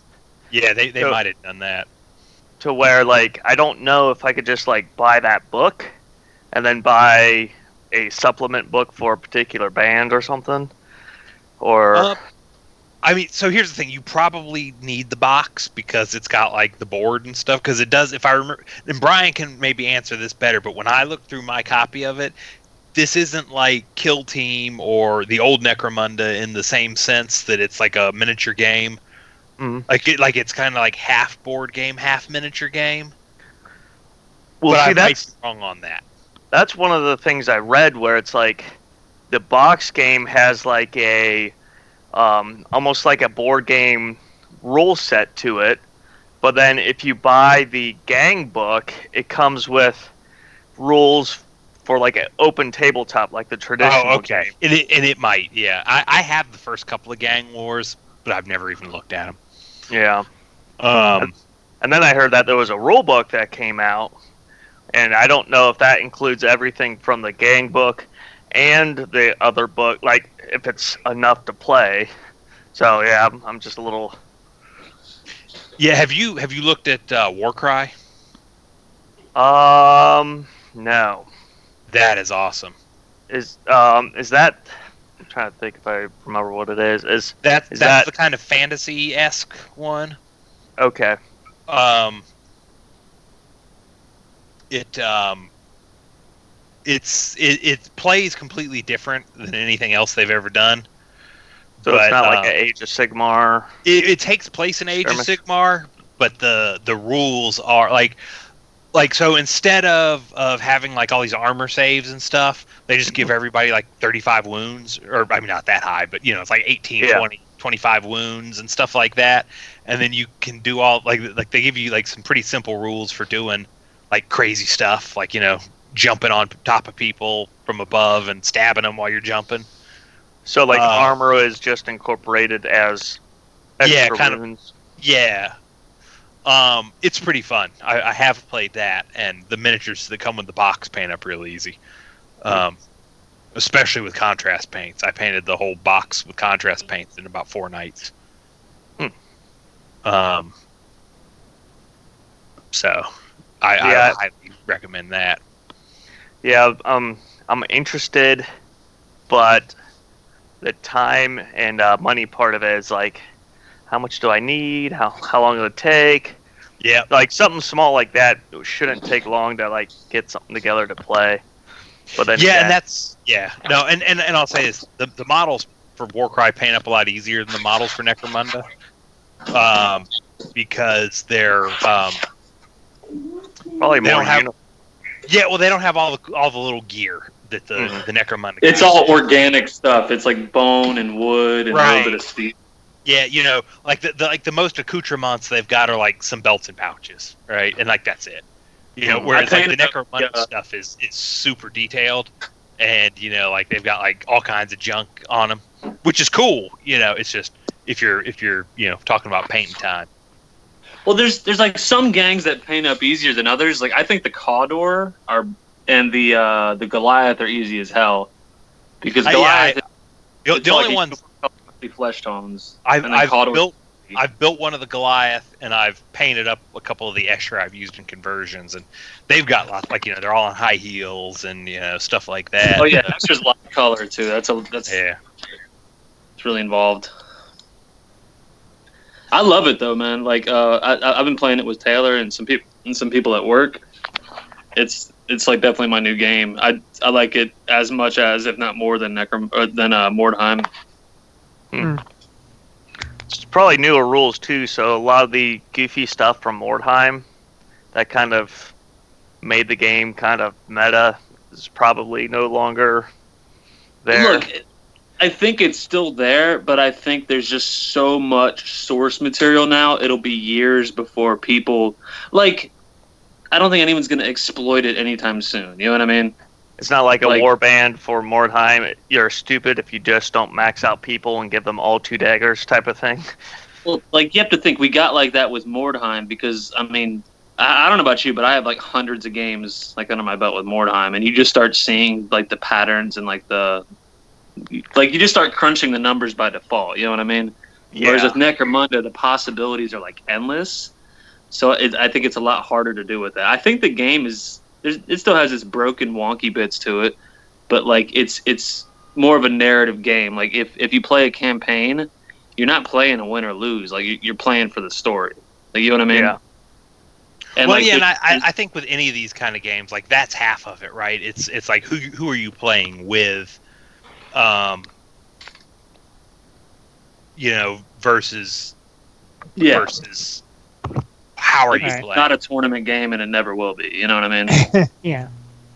They actually suggest when you're doing campaigns for Necromunda that you have an arbiter for your campaign, which is essentially a GM for like a GM could just walk around, see that one player's having a really hard time or something, and then in the next game that player he could have introduce anything on the board or any weird rule he wants. You know what I mean? Just to keep it lively. So that's kind of cool. It takes the whole win-lose aspect out of it. It's just have fun, just tell a story. Well, that's how most of my war games nowadays are. I do a lot of historic stuff, and we never use points. Sometimes it's just like a last stand type of game. Yeah. And you just slug it out, and sometimes you get unexpected results, and sometimes it's just that was obviously you're going to get crushed, but it was fun. I've only played one of the scenarios for Necromunda out of the book. Like everything else, we just make up. You know what I mean? It's just fun. Like once you get all that cool terrain together and you have like names for all your miniatures and a little story going, you just play the story. You don't play the game really, you know? Yeah. I was telling Andy that like I was watching a YouTube thing and it sounded like I'm still trying to figure out to get into it what exactly that I need, because I read some things like you at first needed the box set, but then they came out with the rule book, which included both the box set rules and the rules from the gangs, and then it seems like they've either doubled up or repeated some of the rules, and to where I'm not really sure what I'm going to need to get. You need the core rules, Gangs of the Underhive. If you want to play the other gangs, like the non-6 original gangs, like if you want to play Gene Stealer Cult or Venators or Chaos Cultists, then you have to start getting like the Something in Peril book, and then the Book of Judgment is like Enforcers, and it has rules for the I think that's the one that has all the different guilds.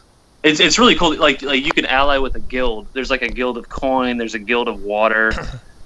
Just like weird shit. There's a corpse guild, but you get perks when you play. You have to pay an upkeep to the guild, like protection money, and then sometimes the guild can send like a shore party of their own people to help you out, and it's just like randomized. You know what I mean? So you have to have all the models ready to go, like just weird conversions and shit.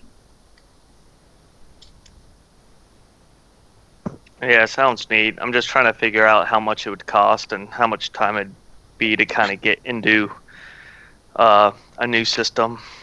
Yeah. If you're, I think it's probably like 150 to 180 to get all the books that are currently out. It's pretty steep as far, but it's like that's the best way to immerse yourself in the lore. It's a pretty good game. I mean, maybe start with the starter box and just try that game out. Like try the scenarios in that, you know. And if you like it, then throw it down on the books. Yeah, that's the problem I had with it though, is that it's like, oh, now we're coming out with this other book, and then this other one. It's like, fuck. You know, I got burned by Shadow War, so I was like, I mean, I'm annoyed by it, but at the same time, I'm buying every book. You know, you know what I mean? Like, sure. Like the gangs aren't too bad. The gangs are like you can get them for $35 on eBay or $32 or something. You know what I mean? And I hear Brian knows a guy that can hook you up with a 15% discount. Yeah. Well, yeah. Well, that's actually what that is on eBay. Like, right? We're I not know. allowed to sell Yeah. I know. But that was the joke.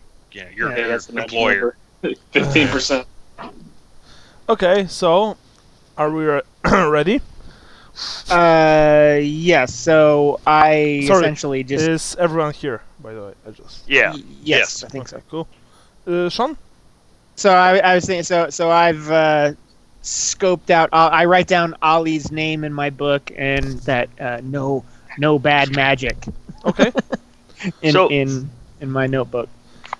So when I was updating notes, and I think I missed something. You guys were talking about some kind of chaos thing. Did Dieter see something chaos related?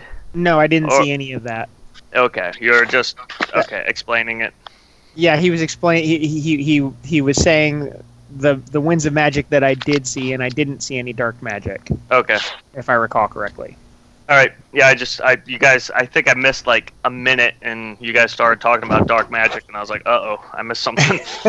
Yeah. So what had happened was when I went to search the guy's wagon, rather than tossing it, I used my magic sense to look at the winds of magic inside his cart, and.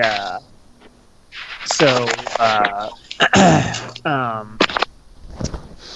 I saw, various colors of magic, but there were a couple that were absent. And then the one primarily that we got into talking about was that there was no dark magic there. Okay. And that you don't want to mess with dark magic because it'll destroy you. And then the only other thing from a standpoint I noticed when I rolled my magical sense that for whatever reason it didn't take into account my etheric attunement, so I didn't get that extra +10. I mean, I passed it anyway, but I'm just not sure how to do that in game, so I'll figure it out later. Right. So Lucas, Vincent, and Dieter. After Lucas tried to score the best deals, Vincent asked about the gear, and Dieter searched the Strigany wagon. You've all eventually returned to to each other. Well, you never strayed too far from each other because, like I said, them's the rules. But you are being approached by Jan. Mine Aaron, says Vanderpeer. Can I speak with you for a minute? By all means, sir. He asks you to join him on the side of the road. You can see that he's sweating profusely. He's a fat man, and trudging the road doesn't. What's that sound? Okay, Jan is the one that looks like Kingpin, right? Yeah, Kingpin. Yeah. Okay. So you see that he has trouble walking, and he has trouble coping with the conditions on the road. I'm going to be frank with you. I suspect that there is an agent of ruin in the cult. I want to keep it quiet because it would affect morale. Did you just call this a cult? Yeah. Yes. That's yeah. Yeah, I think that's a much more common term in the old world. Code of Mor, Code of Sigmar, Code of Sigmar, yeah. Oh, right. It's not a negative. Okay. It's not Call of Cthulhu. No. I'm also afraid, and he whispers, that the investigation will lead to the heart of the crusade. And since the person I'm suspecting is well liked, I think that I would be disbelieved if I made my suspicions public. You see, I know I am disliked. I am a hard man of business. It is I who says no while Helmut says yes. I who enforces order while Helmut preaches freedom. But someone must. We would not have made it through the marshes if Helmut had been the leader. But it has made them mistrust me. Therefore, it must be you who find this traitor and report your findings to Karl and Helmut. They would not accept the evidence from me, but you are new to us, and untouched by the infighting. They will listen to you. There were witch hunters here before, and they've all been struck by... They were all struck by the plague. But not just normal plague, no one else got sick, but them. But there's also something else. You see, I heard, and he looks around himself nervously.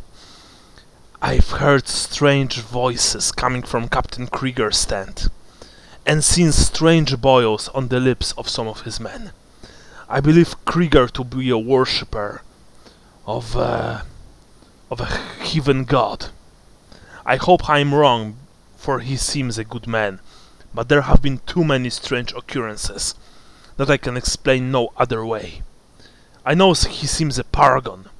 Would a cultist advertise his corruption? But I believe he means to corrupt Karl or kidnap him for some horrible ritual. You see that he's shaking as he speaks to you. He's genuinely afraid. He speaks to all three of you.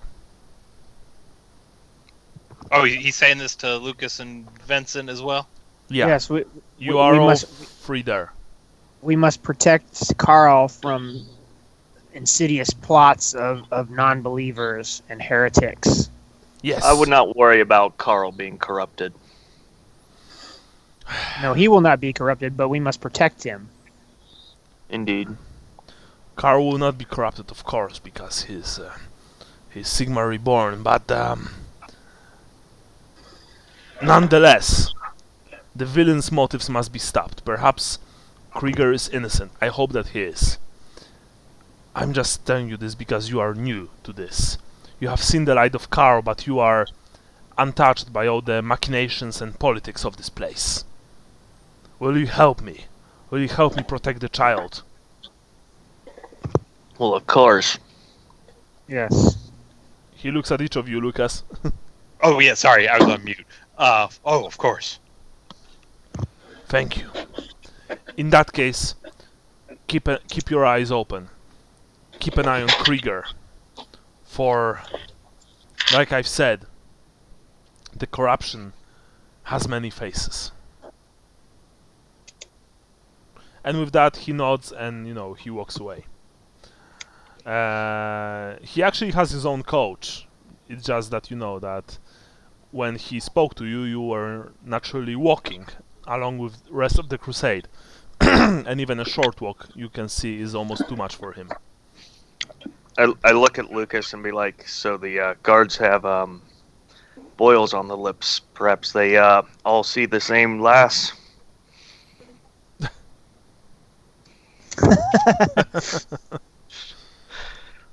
He thinks about backhanding Vincent, but stops. All right. Yeah. Well. Right. So the morning of the first day came and went. Now it's afternoon. The other team takes over.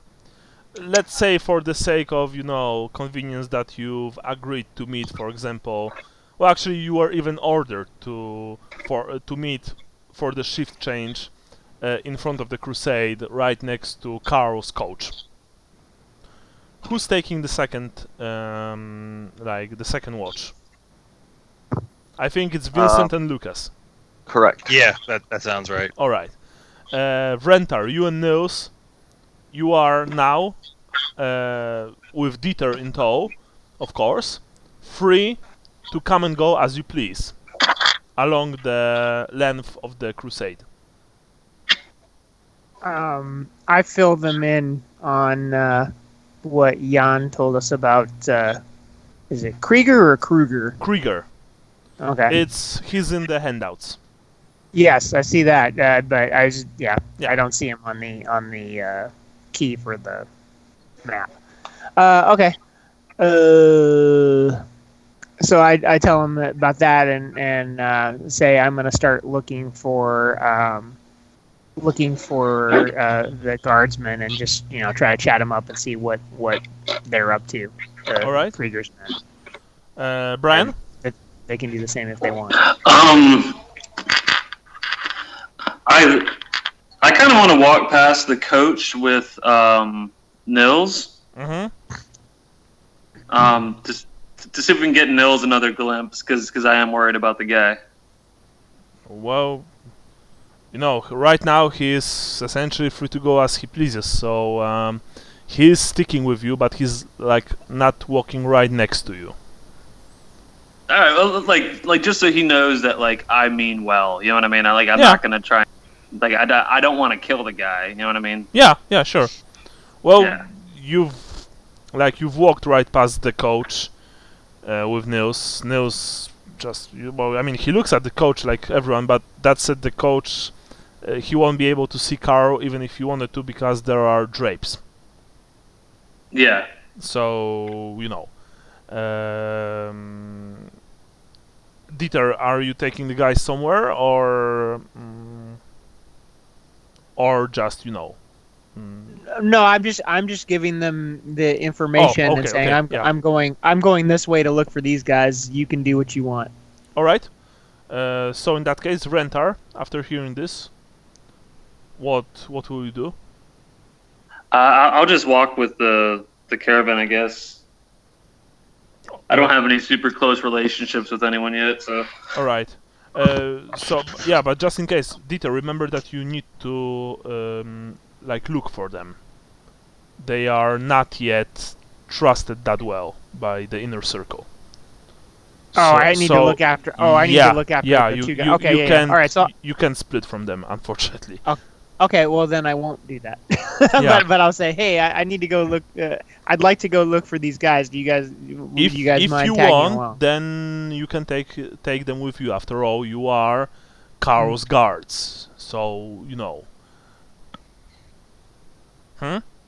Yes, I asked them to come with me to go look around, and if there's anything they want to do, I will go with them to do that. All right, Vrentar. Will you help him? Yeah. All right. I will assist. So, right, Lucas and Vincent, you are like walking along the coach at the very front of the marching crusade. You can hear hundreds, if not more, people just chanting, singing, being elated by the prospect of actually, well, not only approaching but entering Outdorf itself, and finally making Karl sit on the throne.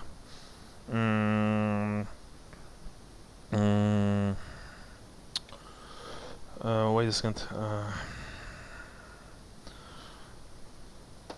And you see suddenly that the door to the coach open, and 6 of Helmut's hammerbearers escort Karl to nearby bushes for him to take toilet break. They escort him behind the bush and face out with weapons drawn while he does his business. And after he's done, he returns, but then he doesn't enter the coach. He stops to walk with you. And someone go scoop that up, stick it in a jar, and sell it. And what happens, Lucas and Vincent, is that this boy, he asks you a lot of boys' questions about your adventures, while ignoring Helmut's calls from the coach. So, how did you become adventurers? Oh, my lord, I decided to leave my family to seek my fortune because the poor lands of Talabik land could not support another mouth to feed by my poor parents. He's gonna sell it up to make it like he's this great martyr. That was just trying to do his family a favor and leave, so that they didn't have to support him, and that he hoped to make it rich so he could go back and well, okay, this is where we're getting into a lie, but so I don't know if he'd be allowed to say that or not. You can color some of your life, exploits. Okay, in that case, you won't lie to him. Yeah, okay. And maybe if I ever make it rich, I can go back and support my family. That's not a lie. That's true. Maybe, probably not, but maybe. And then he'd probably tell tales of killing Skaven and stuff like that they've done since. All right. But all in a way that it would be as prestigious as possible. Like clearly, like he would regale him with the time he ran a rat ogre through with a spear. Like that would definitely get in the tale. Okay, so you say stuff like that. Vincent, what about you? It started from a bit of a trouble with the unlawful type. Got ran out of my hometown. Dawn, he says, and been hanging out with my friend here, and a couple others have passed since, and made our way around several places. I kind of go over that. We went to Talabheim and the swamps and Marienburg and Then from Marienburg, that's when we... I had an adventure once in Marienburg. I've been kidnapped from the orphanage, and I've escaped my kidnappers. Ooh, that was... I think we were at that orphanage, actually, when we were trying to find you. Or your a magnificent caravan. They're trying to kill you. You send here, Master Karl, return to your studies. You see that Jan approaches, and scoops him. Now, go back to Father Helmut. You must learn your catechisms. I wish we didn't have to go to Altdorf. It is to Kislev that I wish to go, he says. Then we should go. I had a vision. There is a great danger coming from the north, from Kislev. I must stop it, and it must be soon. Both of you roll -20 intelligence. Where's my... wrong one. Hold on. Intelligence... That doesn't have the -20 factored in. Oh, but I failed anyway. You've botched, Jason. Yep. You have luck? Sweet. I think I'm going to go with this. I'm kind of curious what it'll do, to be completely honest. You've stepped in shit. Oh. Okay. The kind of Now you're kind of nasty, shit that it will leave a lasting stench on your foot. It's Karl's. Yes. Yeah. Oh, Karl is It's eating a good. blessing. Use the luck. Essentially, Helmut. You were listening so intently that you just didn't even pay attention. Karl, That's right. Karl shot on your leg as you were walking back. Nice. He went to shake your hand with poop on it. Got you. Hey, And you love me so much, you're not going to wash it off. And you can test your willpower for that, so you have to walk with his shit on your hand, for the rest of your days. It's called a blessing. Whatever. Father Helmut emerges from the coach and drags Karl back, saying, "You will meet the Grand Theogenist in a few days, my lord. How will it look if you don't know your catechism?"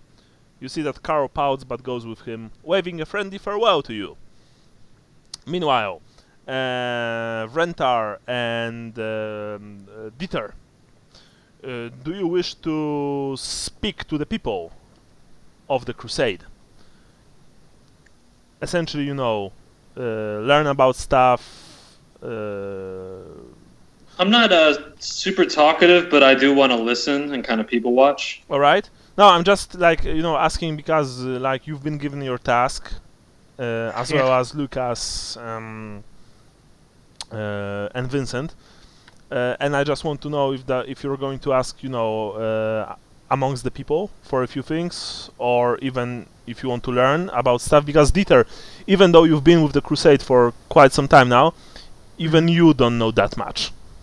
Yeah, I was going to ask around. I wanted to ask if anybody had seen the Krieger and his soldiers. All right, so you can basically do 3 things. And I'm also talking to you, Lucas and Vincent, because even though you're marching right, you're on guard duty, you can speak with other guards and knights. You can ask about Krieger, you can ask about Lord Eisenbach, and this is the inner circle gossip, and that's right now only for Brian and Sean, you can do the mob gossip. So, of course, like Sean and Brian, you can also do the inner circle gossip. You can do inner circle and mob, while Lucas and Vincent can only do the inner circle gossip. Okay.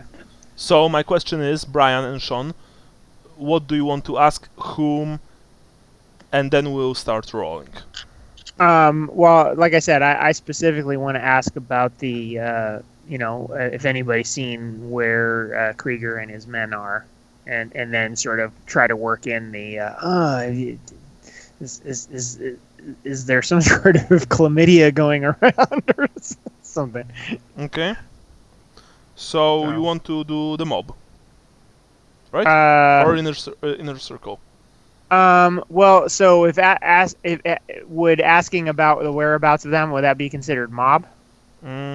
Okay, so actually I think more of inner circle. So you approach. Okay.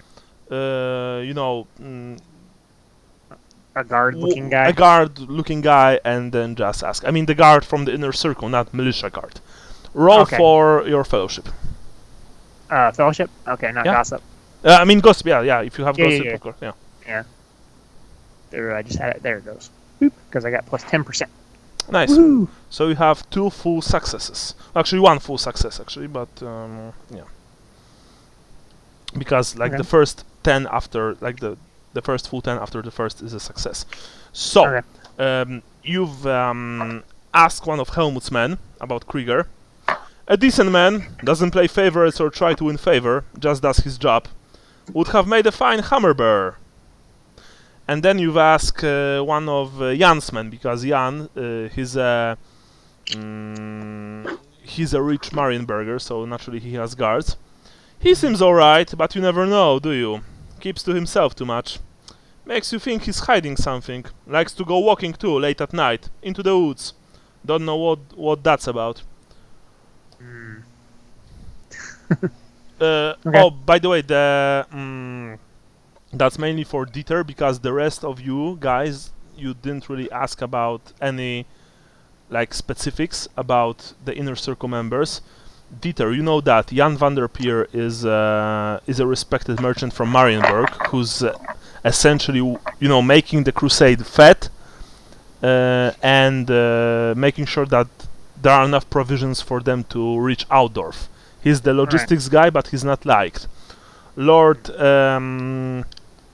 actually, I'm going to just wait a second. Yeah, Lord Eisenbach is a country lord from southern Midland who's concerned with. You've heard he's not very lordly because he's mainly concerned with hunting and his prize pumpkins, than with imperial politics, and he wants reparations for the Reikland army stationing on his lands during the Storm of Chaos, and he believes that Karl will, help him, will set things right for him essentially. Krieger Brickhauter is a very pious, stolid, steadfast man. He's from a village called Leidenhoven, and his sword company was dispatched to arrest the crusade and disperse the mob, but he's been converted, of course, and he, after performing apparently many brave acts in Karl's service, he was made captain of Karl's guard. You know that he's no wild-eyed fanatic. He is a true soldier of the Empire, honest, steadfast, honorable, and very, very brave. Then there's Father Helmut. He's the spiritual leader of the cult, but he's also the official voice to governments and representatives of the various temples. He is the Crusade's face. A tall older man with a gaunt face and once brawny but now aging warrior's build. He probably was once a warrior priest. He's very pleasant and soft-spoken, but you've heard his speeches from the pulpit, and then he is moved by holy fervor and becomes a powerful orator. You know that Helmut and Jan don't especially like each other. I'm telling you this because normally you would have to roll if you would, just join the crusade. You know this because you've spent some time, and you can, give this knowledge to the guys. Okay, so that was your roll. Vrentar, are you rolling? Sure. All right. Nils is also with you, but he's standing like.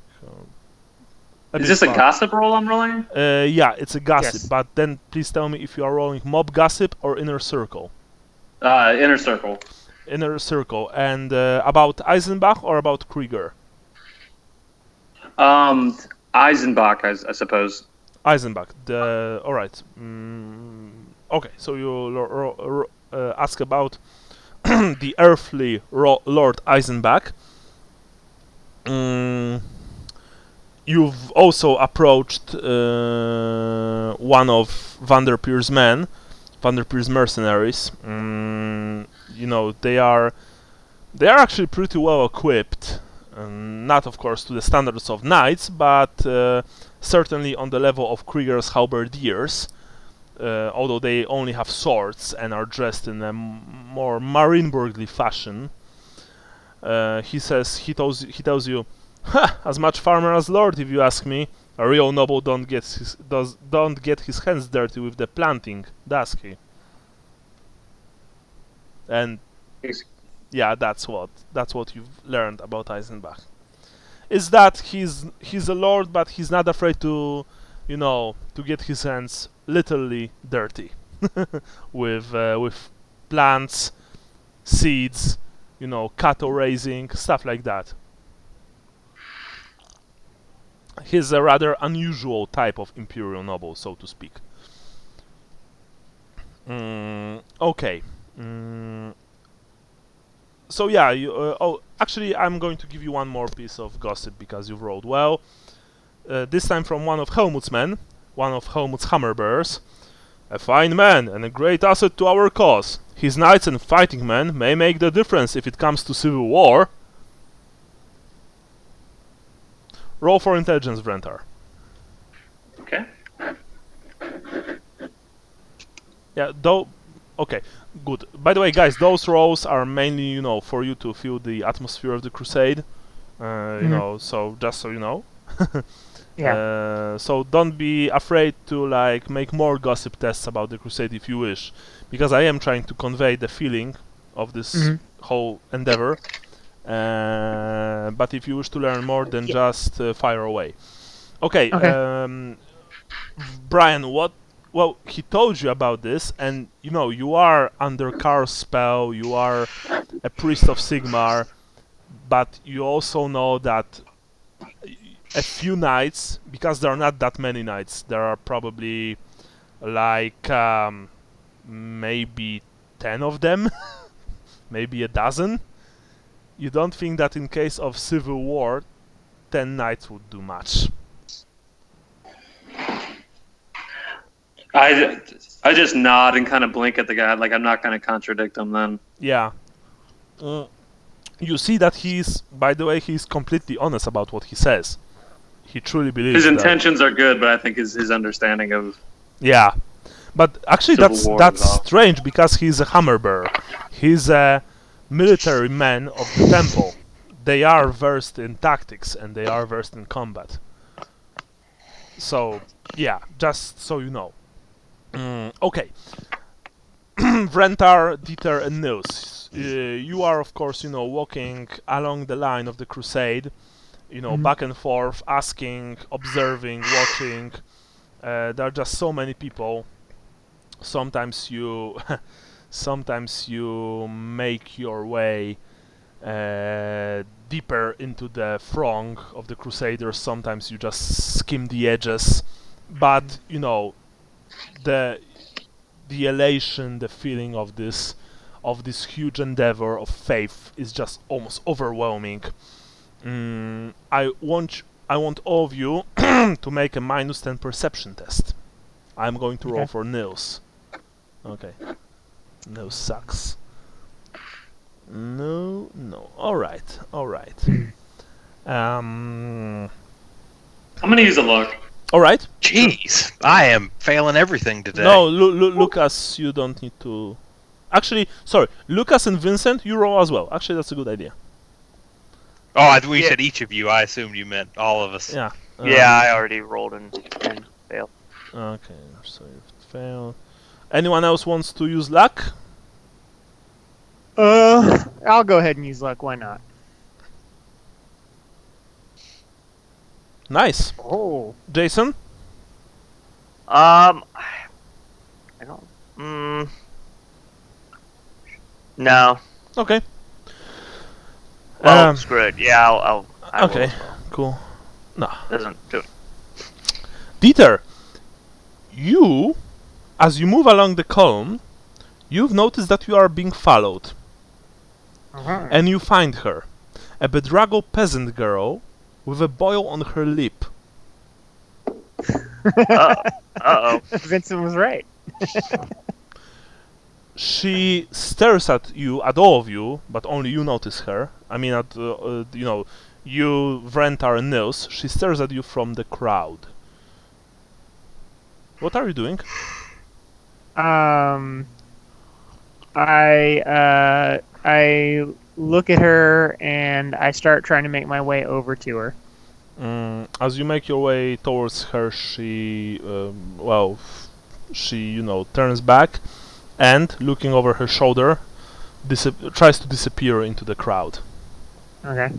You can try and, follow her. I mean, Yes. you know how this works. You know that if someone does something like that, if you are going to follow her, she will just try and run, and then you would also have to run. So did any of us notice Dieter just walk off? No, because like I've said, when as you are walking along the lines and you are speaking with people, you are splitting up a bit. You are still within each other's sight, but it's not unusual for you to, just move further away from one another. So Dieter, what are you doing? I'm gonna try to catch her because I feel like she knows where the men are if she has a boil on her lip. Okay, so I guess you are just running after her. Yeah. Vrentar, you suddenly see that Dieter is running. He's trying to chase her. I mean, he's trying to chase someone. He runs towards the crowd. I'll follow. All right. I don't know what he's after, but I'm gonna follow him. All right, you follow him. You don't know what's going on. Dieter, you see that the girl, when she saw that you start to run, she also begin to run. You are chasing her through the crowd. Mm-hmm. So, unfortunately, she had a head start and she was already within the crowd. Mm-hmm. So, roll perception test if you want to catch her. I was gonna say, can I cast my Skywalk spell? Yeah, but it wouldn't do you any much good here. Okay. Is that when you tell her you're her father? Yes. Skywalker spell. Perception. Nice. You tail her. She runs. You run after her. Okay. Roll for your dexterity. Do you also shout or try to communicate to Vrentar what's going on? Oh. Yes, as I drop stuff. Yes, I say. I think I found somebody who'll help us find those men. Follow me. All right. By the way, Nils stays behind. I mean, you don't really have much time. When you run away, he looks at you like as if he wants to follow, but then again, he's not too sure, so he just decides to stay on the margins of the crusade. So you've run after the girl. Now roll for your... Out of character, if he knows what's good for him, he'll just leave at this point. Yeah. Probably. So I want both of you to roll agility. Nice. I just can't figure out how the heck he passed his fellowship or his willpower roll, and the rest of us failed. Is there a modifier or anything? No, unfortunately not. Okay, I'll use a lot. Okay. Let me check how many I have. Whoa. Yeah. So what happened was that I have 1 luck left. Okay. Yeah.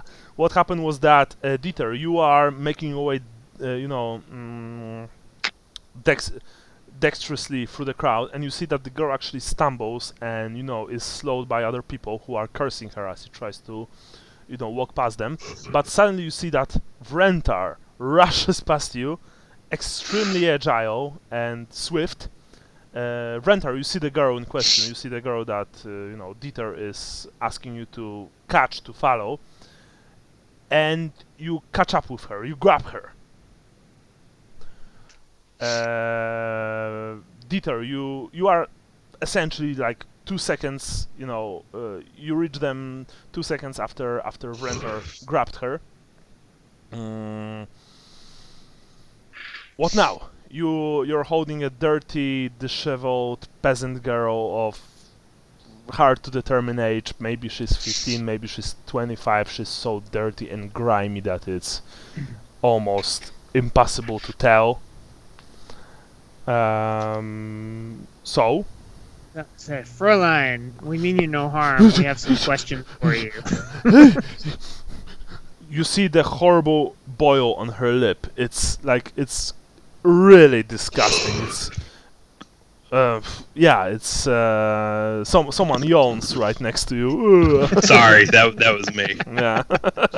As I was telling you last night, I've been doing home improvement projects for 2 weeks, and I am dead on my feet. Okay. We're finished. Yeah, sorry about that. No worries. No, we don't have to finish soon. I'm just saying. I apologize. That's why I'm yawning. No worries.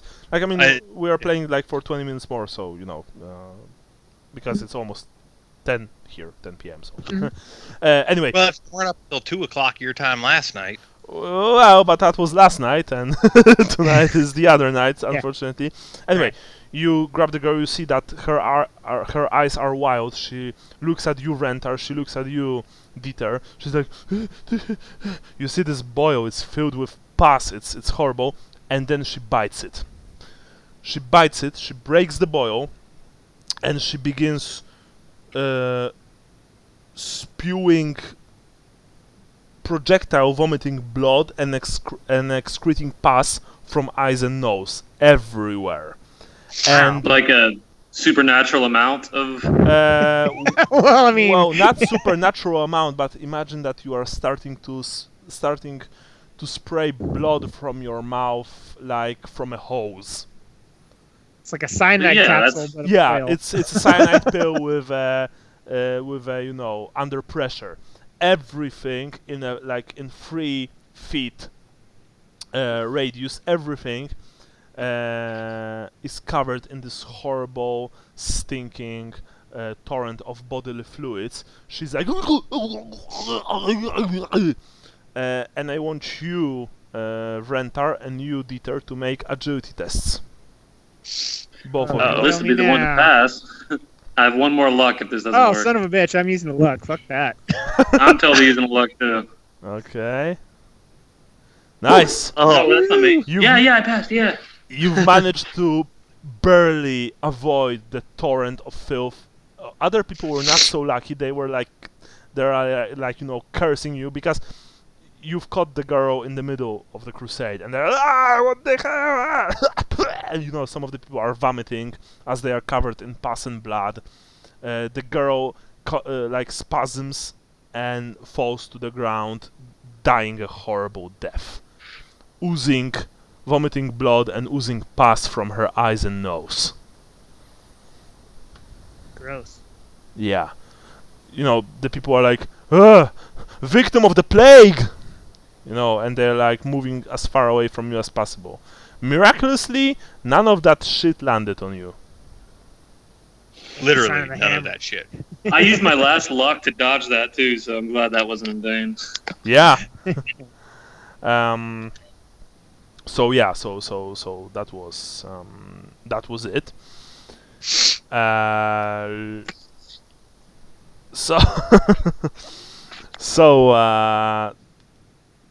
After that, we know that's not the plague, right? We know that there's something else at work here. You don't know if that's not the plague. Maybe it is.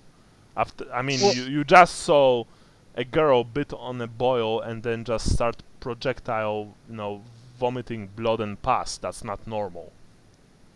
I may not be a doctor, but yeah. That seems odd. Is it more blood and pus than could have been in her body? Not more than it could be in the body, but And by the way, she, even for a Crusader, she looks very, very dirty and in a horrible state. Her hair is matted and just sticky with sweat and fat excretion. She stinks horribly. She has, she had soiled her bottom parts even before you've caught with her. She's like the worst kind of beggar from the streets of big cities in the Empire. I try to look around with my... The people are giving you a huge berth. My they're just, excellent vision. you try to use the. All right, so roll. All right, so I'm right now. I'm not using my magical sense. I'm just trying to use my keen visual perception. Keen perception. Okay, so roll agility. Roll. Sorry, agility. Roll perception. So okay, so I should get a plus 10 to this. Yeah, if you have keen eyes. Yes. Okay, yeah. All right. Well, I passed, so I don't know if I see anything. Or not, you've noticed other people with boils watching you from the crowd, but as soon as you've noticed them, they've begin to disappear.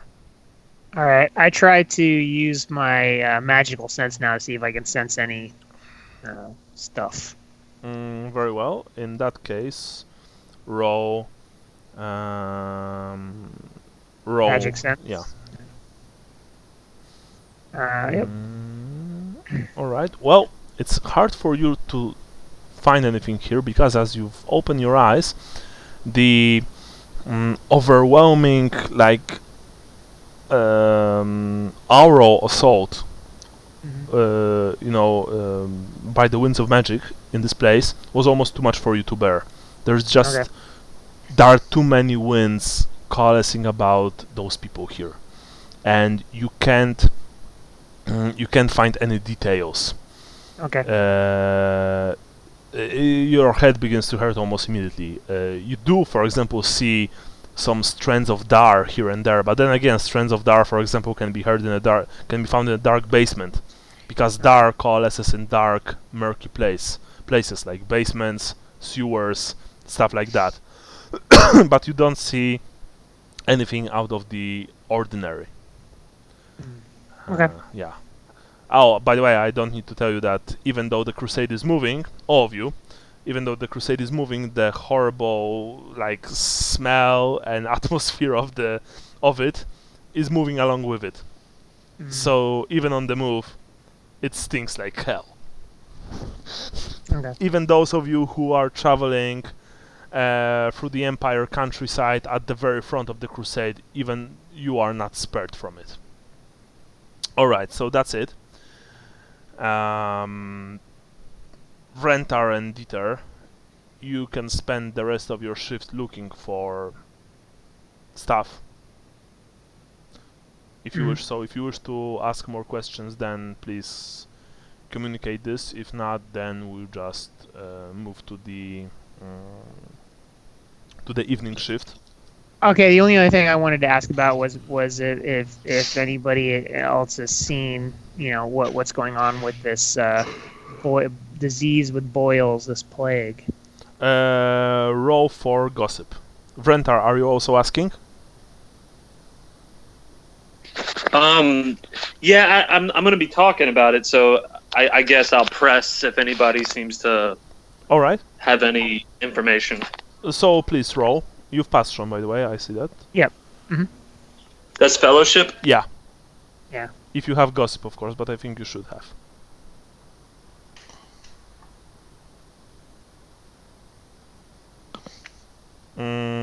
Unfortunately, Vrentar, you weren't able to learn anything. Dieter, you've learned, you've asked a couple of Crusaders, and there was, for example, this snippet of info.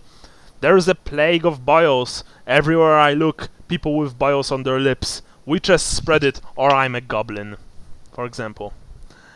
And there was, there was also, when you've asked about the plague, there was also this info. What? The Yellow Death? It hasn't claimed many, but it's horrible. Terrible thirst, but you stop going, if you understand me, and you turn yellow with it. You die, yellow and sweating, as parched as a desert, and as full as a barrel. Gross. You've actually, when you've joined the Crusade, Dieter, you've heard snippets about some kind of plague that apparently forces people to not take a piss. And they die from it, but they were just rumors. Lately, they've turned out to be more than rumors. But now you think that this Yellow Death, as it's called, is actually, being much more a much bigger threat and presence than before. Another Crusader told you, the others think the Yellow Death is the work of the Dark Powers, but that's nonsense. With all the filth and squalor in this traveling cesspool, does disease need a natural origin? And generally stuff like that. Yeah. Evening comes, finally, and unfortunately, Dieter, you are relegated to your solo duty as the guard. Actually, what happened to Leopold Boselmann? Not Boselmann. Leopold Fowlerbrand. Actually, I forgot about it. He's with you. He's with you on his nightly duty. Yeah, sorry, I completely forgot about him. He, of course, is also a convert. And he's not talking much because he received a nasty blow during the fight with the ghouls. Right. But he also looked at Nils like like at a madman when he was like stuttering about, not loving Karl, essentially. He's with you on nightly duty. Evening duty because during the night you break camp. So after that, Vrentar, Lucas, and Vincent.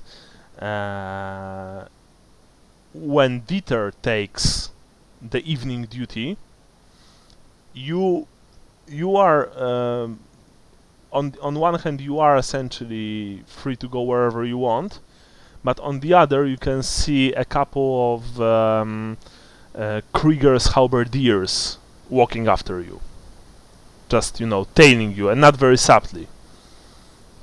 Just so you know. Any of them have boils on their lip? No. Also, my question to Dieter is: did you told the afternoon shift about what happened, or you, Vrentar? I would, yeah. All right. Yeah, I would have mentioned him that there's something that we heard about a possible cult within the cult. All right. that has boils, and we've encountered them. So my second question is that did you spoke with each other about your meetings with Helmut and Krieger, and sorry, not Krieger, but Jan?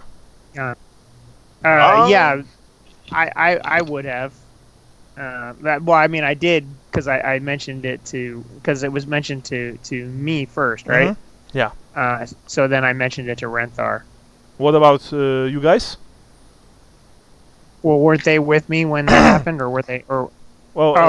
Some of you were approached by Helmut, the other were approached by Jan. So I want you to tell me if you spoke to each other about these approaches. Well, it sounded like Renthar told us, and it sounds like which is one party, and Dieter, you told Renthar, I'm assuming. I told Renthar about the Jan thing, but now I'm confused as I don't remember what Helmut told us. I think that Helmut told Renthar. Yeah, Helmut told Renthar and Nils. And about what? And Brian, did you say you told us?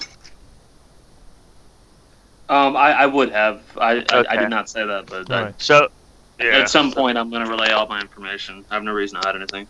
All right. Okay, so just for clarification, because I'm confused now as to Helmut who told me what. Helmut told Vrentar that there is a possible cult activity in the Crusade, like illegal cult activity, and that it's aimed towards Karl. While Jan told Lucas, Vincent, and you, Dieter, that he suspects that there are people wanting to kidnap or harm Karl, and he suspects that Krieger is one of them, or maybe even their leader. That that there were strange voices coming from his tent, stuff like that. And then you've also spoke with one of Jan's guards, and he told you that Krieger keeps to himself, takes long walks during the night, and he's basically strange. Okay. So good. So that is what I am. The assumption I'm working under. I just didn't remember. I thought that was what Jan told me. The information that I had, but I began to question if I was acting on what Helmet told Renthar instead. Yeah.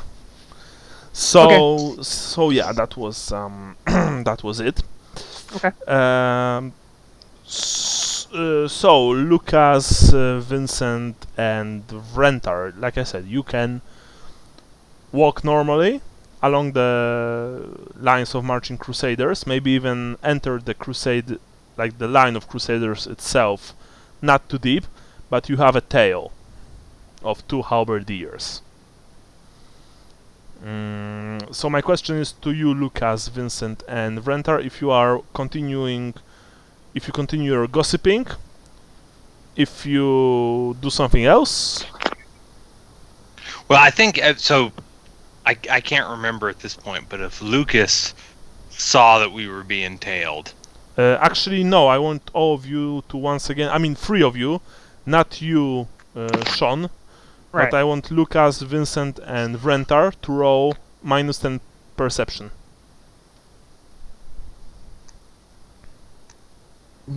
Nice. Okay, this time I passed.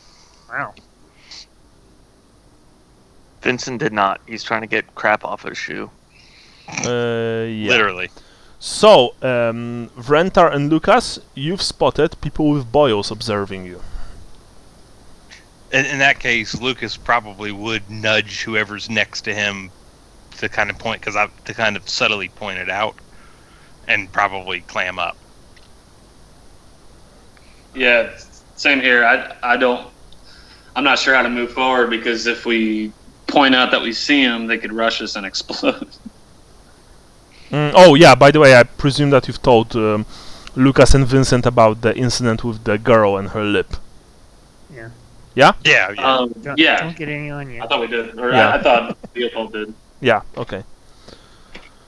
So you don't follow them. You just let them watch you. Well, you said they're following us, so how could we then follow them?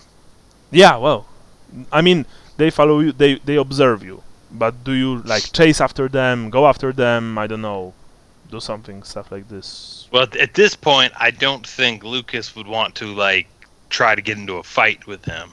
Okay. Because 1, he's lightly wounded. 2, I've kind of been playing him with a little bit of germophobia. So boils would probably, like, be something he doesn't want to be around anyway. I think he would want to keep an eye on them and have his hand near his weapon, right? But not necessarily on his weapon in a threatening manner, and just kind of not say anything of consequence. All right. Right. So other than that, nothing happens. Yeah, Vincent's going to kind of cover his mouth, kind of a bit paranoid and not sure. Seeing that the inaction from the other people and being paranoid about what just happened, about the spewing blood, I guess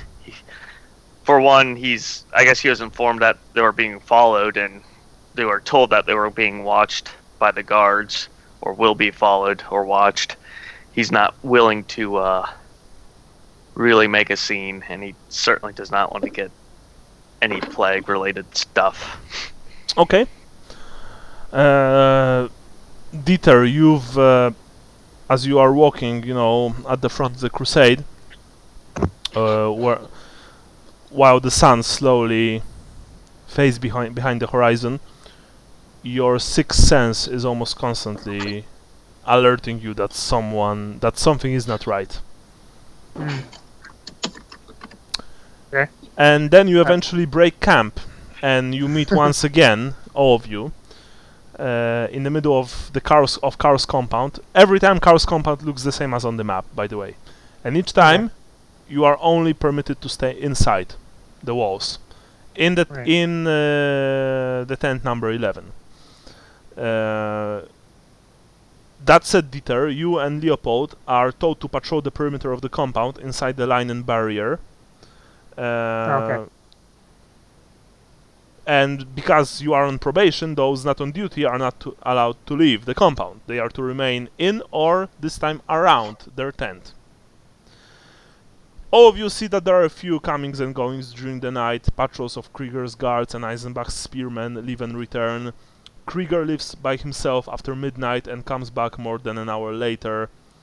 3 of Jan's bodyguards go out laughing and carrying a bottle and return 3 hours later still laughing but with an empty bottle. And when Eisenbach's spearmen come back 2 hours before midnight, one tells Eisenbach that the Crusaders' mare is falling and the birth is going poorly. Eisenbach goes out with the man, rolling up his sleeves. He comes back more than an hour later, bloody but elated. The foal is on its feet and the mare survived. If any of you want to follow any of these excursions, you are stopped by the gate guards, just so you know. The on-duty heroes must remain on duty, and the off-duty heroes must remain in the compound until their probationary week is over, because only for a week you must stay within the compound before they will make sure that you're not, you're not trying to double-cross them. Personally, I think Lucas is enough of a seasoned adventurer that he's going to take his sleep when he can get it anyway. Yeah, and by the way, some of those things some of you probably wouldn't even notice. I'm just telling you for the benefit of those that, for example, want to stay longer during the night, because you are all very tired. This was even a single day of like constant non-stop walking was almost too much for you to handle. For some of you, and you just, you're just grabbing a quick bite. There are, Jason, there are. And I'm guessing none of this. There's not enough rest and food for us to be healing any really either. No. That was what I was going to ask. If there was a med tent. You are given food by the Crusaders. Provisions. There are not too many of them, but then again, you are eating better than the ordinary Crusader. You have meat, for example, even though it's salted pork, and you have buckwheat. You can prepare it in a small, pot in front of your tent, and you were given basic food rations during the march, those on duty. But even so, it's clear that there is not enough food for everyone, and that unless you reach Outdorf soon, the food shortage problem will become a very, very big problem. Even with Vanderpeer's masterful, logistical skills, it's clear that those people are on their last reserves. So yeah, you eventually all go to sleep. Dieter and Leopold, your shift finally ends. You can catch some rest. And I would just like for Vincent and Lucas to roll, just quickly, I believe roll your toughness. That said, remember about your, Lucas -10 to all stats, and Vincent -5 to all stats as well. So I failed pretty Jason, terribly. That's a bug. I'm going to use my final luck. I have 0 fate points. That means I have 0 luck points too, right? Yeah. Wait, Jason, okay. Didn't you have a single luck fate point? Because you've lost one last session. If that's the case, then I didn't update my character sheet. I think you don't have any more than 1 luck point, honestly. Okay. Because you've lost 1 luck point during the fight with the undead. All right. So in that case, Andy, you lose another 5% to all stats, and Vincent, you lose 10% to all stats. All right. Trying to remember what this is from. They're visibly sick to us now, right? Yes, they are actually. Oh, okay. So wait, what is my what am I at with my negative? So is it just -5 to all stats, period, or is that... No, you have -15 to all stats, period. -15, okay. That combines with your -20% to fellowship from from the loss of your hair on the body and the heavily burned skin. While Vincent also has minus 15% to all stats, with addition to minus 20% to ballistic skill because he lost his left eye, and minus 20% to fellowship because he lost his genitals and it changed his voice. So yeah, and yes, you do look visibly sick. That said, most of the people in the crusade look sick. Do we know we're sick? Yeah, because you are feeling very, very, very unwell. I mean, minus 15% to all stats is almost makes you bedridden. You are shambling, you are stumbling, you are coughing, you are sweating horribly. Yeah, you are feeling very unwell. Trying to remember if were we aware of when Renthar did any healing? Didn't he do a healing spell or something like that? Yeah, I think I've healed everybody at least once. Yeah, you did. I'm going to talk to Renthar, see if there's anything he might be able to do. That I guess I may not be aware that Lucas is sick, but I'm certainly going to plead my case to Renthar, see if he has any knowledge or anything he can do as a priest. Okay, but we'll make this next time, okay? Because I need to, like I said, I'm getting up at 5 a.m. early tomorrow, so I really need to finish this now, guys. Sorry for that. All right. So just to ease things a bit, I usually don't do this. Everyone gets 60 points for today. Yeah, so that's it. We actually did quite a lot today, honestly, like really quite a lot. I'm very pleased. This is the 4th chapter. Okay, and very quickly, since we are all here, either 27th or the 3rd of November. Is it okay? I don't think the 27th. Let me pull up my calendar. I don't think that's going to work for me because I think I'm at a legal conference that whole week, and then if I get back, I'm not going to want to. Yeah. Where the hell is calendar? I can't spell. Yeah, the 27th is when I'm at the legal conference. So there's through the 20. I get back the 26th. So, but the 3rd, you said? Yeah. Wait, you are living. You are living on 26?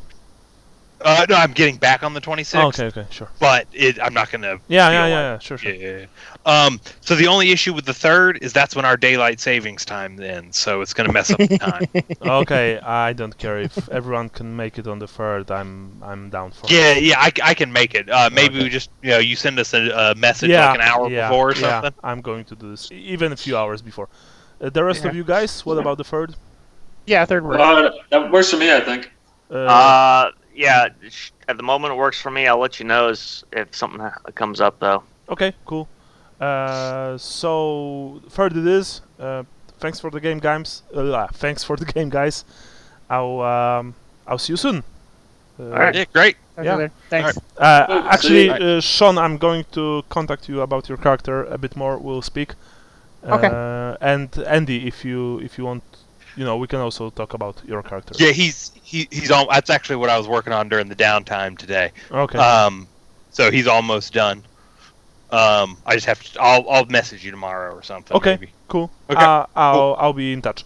See you later, guys. Bye. All right. Later.